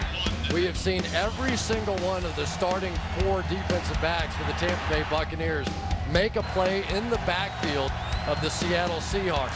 Very well disguised, and Monty Kiffin has to be given a lot of credit. He has put together blitz packages that has confused Seneca Wallace, and there simply has been nowhere for them to go. This passing game has really been non-existent tonight. Tampa Bay did not allow a touchdown last week, have not allowed a touchdown tonight. Just one field goal last week to Carolina. Bobby Ingram making the catch here, and they'll spot the ball at the 33-yard line. It'll be 3rd down and 2. You know, there may be an interesting decision to make about Matt Hasselbeck as well, and one that Mike Holmgren may not agree with, but for the good of the franchise, you wonder if they may hold him out for longer than what they would because of the record. Julius Jones is able to burst free and get down to the 11-yard line. Yeah, but what are you saying if you do that? You know, well, I mean, assuming that he's not back in a couple of weeks, which, based on what we've heard, that may be the very least that he's out for this season. And at that point, do you really risk your franchise quarterback? Because while he may not be Peyton Manning or Tom Brady, his value to this franchise is every bit the equal. On 1st and 10 now, Wallace. Caught by Carlson. Andrew, you talked to Matt about that. What did he say? Yeah, and I asked him specifically, would you want to come back if the Seahawks continue this downward spiral? And he said, absolutely. He said, the poor record gives me even more incentive to play. He goes, look, you know me, you know my mindset. He goes, I'm going to think we can still win our division. But, you know, the difficult thing, guys, is he doesn't know when he's going to be able to come back, when he's going to be cleared by the doctors. Air of mystery. 2nd and 7. And that pass is incomplete. Excuse me, Al, but it brings up one of the tough things about having a lame duck coach. I mean, clearly Mike Holmgren wants to get him out on the field and have a nice end of the season and all that. But as a general manager, as one of the executives of the franchise, do you then risk your franchise with that kind of a move? I mean, we're talking about tingling in the legs and some pretty serious stuff here. And you saw Jim Mora, who will take over as the coach next year. Tremendous transition going on. Obviously, anytime you have a head coaching change and what's going to happen to the assistants, you don't know about your quarterback right now and his health. Team is on the verge of going to 1-5. 3rd and 7. They give the ball to Jones, and Jones takes it down to the 1-yard line. And that will take us down to the 2-minute warning. Seattle can stop the clock just once more, and it will be on the other side of the 2-minute break. So we come to the 2-minute warning here in Tampa with the Buccaneers dominating, leading 20-3.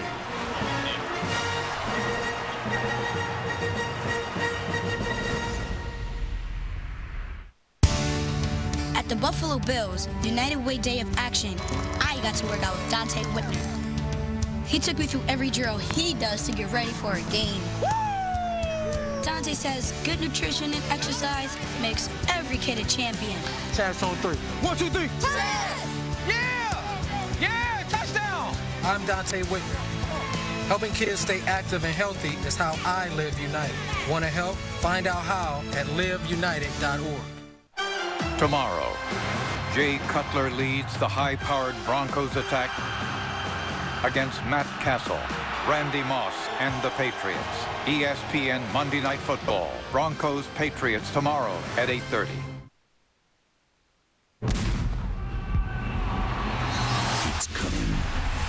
A November to remember. The Giants have won in overtime. The best rivalries. Beat a division opponent. Playoff intensity. Vinatieri's kick is no good.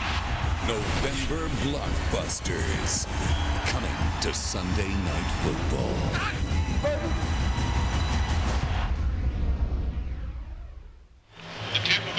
Off next week with Sunday Night Football, but back for that Patriots-Colts game 2 weeks from tonight. 2-minute warning. 4th and 1 coming up now for Seattle. Last gasp at the 2-yard line. T.J. Duckett is the running back. And, of course, when we say last gasp, what that would mean would be a touchdown, an onside kick. You recover that, you still have a timeout, and who knows? But I'm afraid we might already know. Well, you've seen one maybe stranger than that in Tampa here before, haven't you? That Indianapolis-Tampa game in, what was it, 03, was insane. Where Tony Dungy came back to town and everybody was home by the time Indianapolis mounted that unbelievable comeback. Trust me, I was asleep.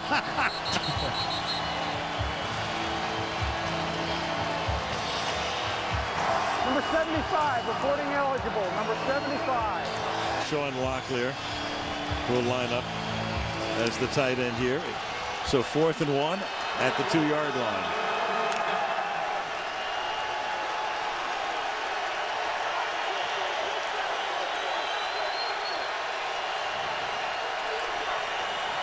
The fake to Duckett. And then the pass is caught, so wide open is Carlson, the tight end. The rookie, John Carlson, 2nd-round pick out of Notre Dame, and their leading receiver coming into the game. And for the first time in a couple of weeks, the Bucs give up a touchdown. Well, Mike Holmgren likes this play on the goal line. They scored a touchdown with the exact same play a week ago, and these defensive linemen all slanting to the right trying to make a play, and then you sneak your tight end out to the backside. If you're willing to take that risk, it does pay off. Murray's extra point is good. Onside kick will be coming next. That makes the score 20-10. 139 minutes without allowing a touchdown. NFC South, we talked about how tough a division it is. Carolina wins today, knocks off New Orleans, so they're 5-2. And the Buccaneers with a win tonight would go to 5-2. Atlanta has a bye week, and New Orleans with that loss today 3-4. Tampa's upcoming schedule, they go to Dallas next week. Go figure. Dallas losing to St. Louis today, then at Kansas City, then their bye week, and then a couple of teams from the NFC North. You know, Chris, one thing we have to bring up, these teams both came in as expansion teams in '76. $16 million is what it cost each franchise to get into the league. Houston's the last team to come in as an expansion team a few years ago, $700 million. Then they started talking about the next franchise being $1 billion, but of course the way the economy is going right now, the next franchise maybe like $24, like Manhattan with a bunch of beads and wampum. Back to the $16 million. I don't think so. If they're going to offer one up, I may go try and get a loan. Yeah. But I know you can't get a loan either, so that's the problem. I won't own one regardless. But $16 million, think about that for pretty a good franchise. investment, Yeah, huh? 32 years ago. Remember, everybody thought Jeff Lurie was crazy for like $180 million buying the Eagles in the early 90s. Here comes the onside kick now by Murray. Has to go 10 yards, and it's gathered in by Clayton. So you put the good hands guys up there, and one of the wide receivers, Clayton, is right there. Michael Clayton to take care of it. Now, they take care of wide receivers a lot better than they used to in that formation. Seahawks and Bucs, look at those uniforms, and of course, John McKay was the original coach of the Tampa Bay Buccaneers. It's been Steve Spurrier, the quarterback. Jim Zorn was with the Seattle Seahawks in that inaugural season. And John McKay, of course, with the greatest line of all time. By far. By far. By far. What do you think of your team's execution? I'm all for it. It was the greatest. Of all time. That was the team that started out with a winless first year, and then that streak ran to 26 before they finally won a game. Timeout taken by Seattle, their final timeout. In the NFC West right now, all of a sudden, the Arizona Cardinals with an off week, 4-2. And then, I mean, St. Louis, if somebody would have told you 2 weeks ago they would go into Washington and beat the Redskins and come home and beat Dallas, you would have thought they were crazy. 49ers go to 2-5. Seattle is going to go to 1-5. Next week they go to San Francisco. The Niners are already beating the Hawks in Seattle. Then they get Philly at home. And then they go to Miami. So it's another Eastern time zone trip for these guys. And you know, being up in the Pacific Northwest, obviously they spend more time on the road in the air than any team in the league. And don't do so well when they come east. We've seen that for sure. But, you know, as you look at the West, and Arizona certainly has been impressive, but is St. Louis now the second best team out there with a chance? I mean, the way that they're playing, the two teams they've knocked out, Haslett's done a tremendous job since taking over there, and so things are a little upside down. But the NFC certainly doesn't look as formidable as it did after the first 3 or 4 weeks of the season, when we were thinking that anybody, the Giants, the Redskins, the Cowboys, the Eagles, any of those teams from the East could end up winning the Super Bowl, and boy, have they fallen back to earth, all except the Giants. Once again, the only truism in the NFL these days, nobody knows squat. Yeah. From week to week, it is just insane. Big win for Green Bay today, though, over the Colts, and they have pieced it back together despite some tough injuries out there. 3rd and 5.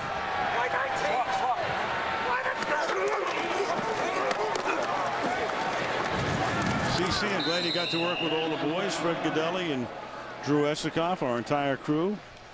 Malibu Kelly Hayes. George, so we're going to put a horse trailer player of the game up here. George is from the Puget Sound area, Port Angeles. There you go. Reminds me that the Hawks will now be 1-5. The Washington Huskies are 0-6. The Mariners lost 101 games. And the basketball team moved to Oklahoma City. Now, that's a bad year. So nothing from Seattle is going on the horse trailer is what you're telling me.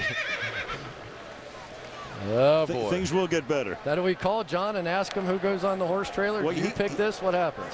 You and I are delegates. Yes. John gets, he's cast a vote, and Garcia will fumble it and then come up with it, but it doesn't matter whether he does or he doesn't, because they're going to lose the ball on downs anyway with 6 seconds to go. The fans have weighed in as well. Fred Gaudelli will tell us what they think. But I think it's pretty simple. Garcia won overwhelmingly in the fan balloting.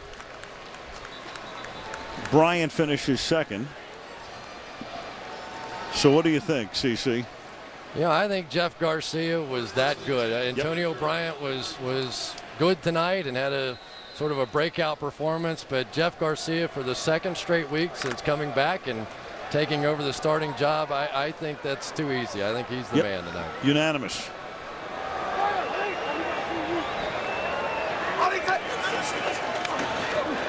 And that's a pass that'll just pad some stats.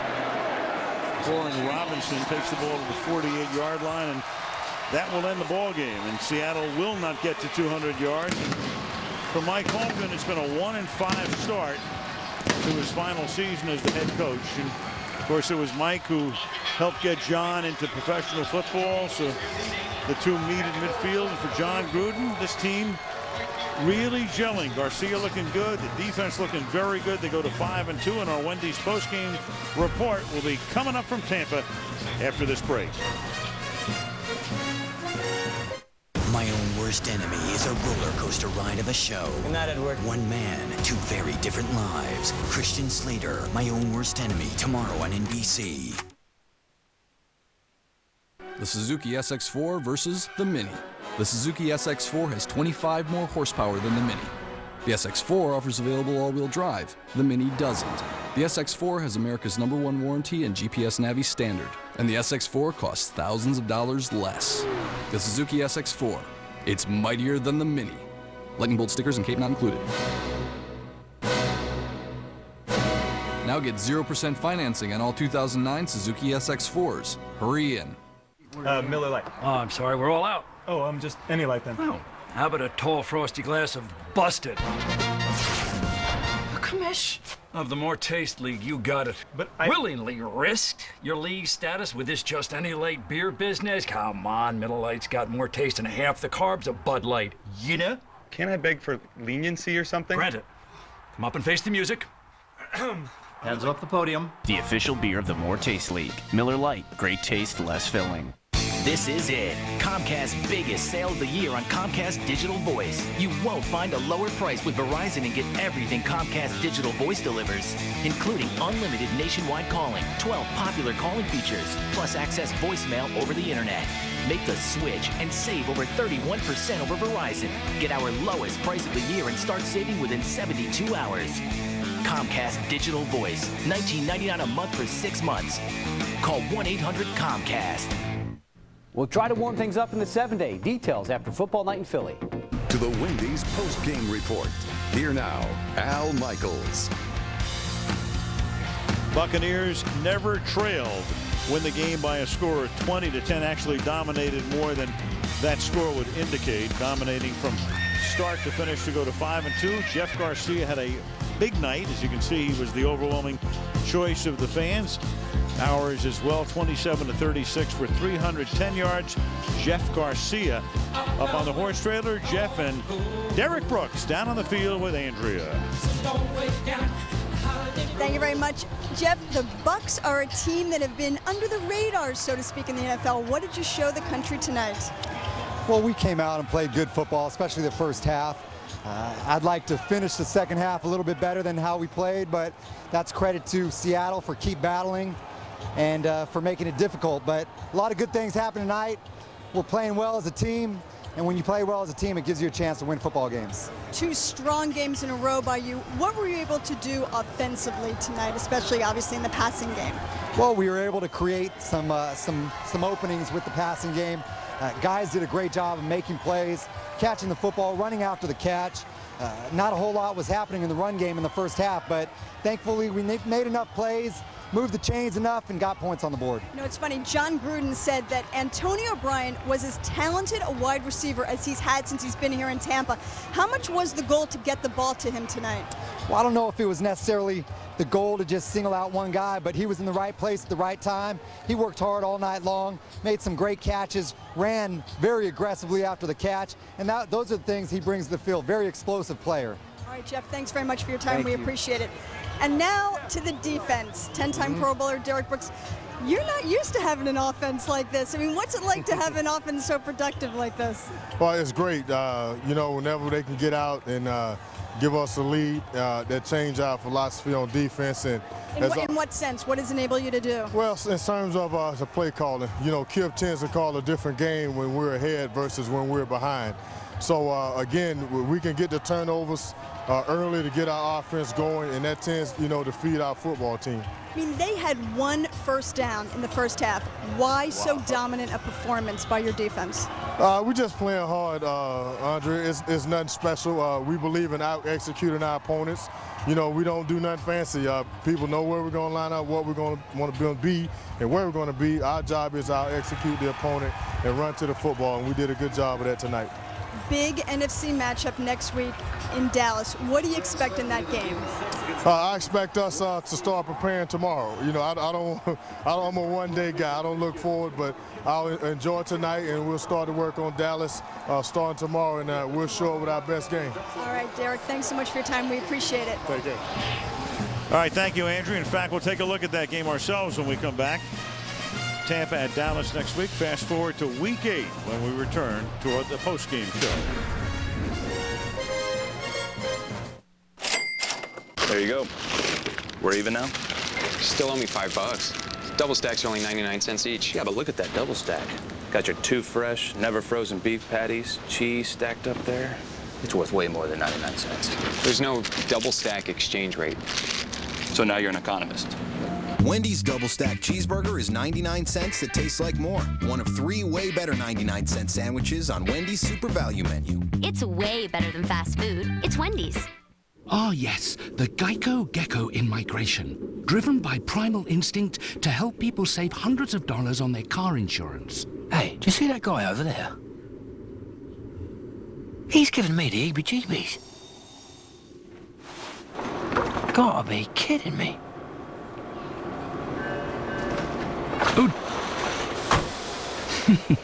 What a clever creature. Geico. 15 minutes could save you 15% or more on car insurance. On the Wendy's postgame report, Bob, Tiki, and Bus looking ahead to one of the better matchups next week. The Giants are at the Steelers. Each is 5-1. Each features a quarterback from the class of 2004, and Ben Roethlisberger and Eli Manning have each won a Super Bowl early in their respective careers. How do you see your former boys doing against the Giants? I think they'll play well, and it's for two reasons. First of all, the strength of the Giants team is their running game, and the Steelers don't allow teams to run the football against them. And then on offense, this team has become a big play offense with Ben Roethlisberger down the field to his wide receivers. And with the way the Giants have played versus the past 2 weeks, I don't think it bodes well for the Giants. And how do you see your former boys doing against the Steelers? Well, here's what I've seen. In the last few weeks, Eli Manning has turned into a great leader, and he finds ways to get the ball to his playmakers, in this case, Plexico Burress, and make the scores that the Giants need to stay in games and win them. They haven't been all pretty, but they've been good. And this isn't going to be a pretty game by any means, because there's two good defensive squads. But Eli has turned into, in a lot of respects, what his brother was a few years ago. You're saying Eli's better than Peyton right now? Hey, I didn't say that. You can infer whatever you would like. Right now, I believe Eli is playing better than Peyton right now. Who's better? Only time will tell. All right, and we are out of time. Wrap it up. We're out of time. Back to Tampa, Al and Chris.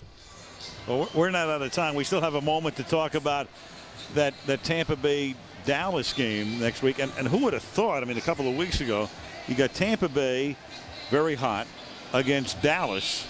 What in the world is going on down there, and how big this game now is for Dallas, more so than Tampa Bay. Yeah, and you have to wonder, after Brad Johnson's performance today, is Tony Romo going to play with that splint on his finger? Apparently he was able to. He was the #2 quarterback. He was active today. To the best of my knowledge, I don't think they went to him at the end of the football game, but it's getting to be a little crunch time for the Dallas Cowboys, you know. I mean, emotionally, that's a team that has to find their footing a little bit. And they start asking the owner whether or not the coach is going to be fired. It's an uncomfortable situation. Yeah, Romo dressed but didn't play. So where's Tampa Bay in your power? We started the night, Tampa Bay in your power poll, 2 or 3 in the NFC. Yeah. They didn't do anything to dispel that tonight, right? You know, the Giants, the Redskins, you know, I think are right there in the mix. Green Bay a big win, but they're 4-3, and the Bucs have beaten them. They've beaten Tampa Bay. They've beaten Atlanta in their own division. So week to week, I mean, St. Louis has probably gone from like 16th to 10th. Yeah. It's crazy. If they can just stay in that NFC East, maybe they just plow right through everybody. This was great, buddy. Enjoy the green room. You're back to being coddled next week, right? There you go, John. Hurry back. Okay. We'll back in a couple of weeks as we bring in the New England-Indianapolis game on November 2nd from Indianapolis, Indiana. Until then, Al Michaels, Chris Collinsworth, for John Madden, Andrew Kramer, our entire NBC Sports crew saying good night from Tampa.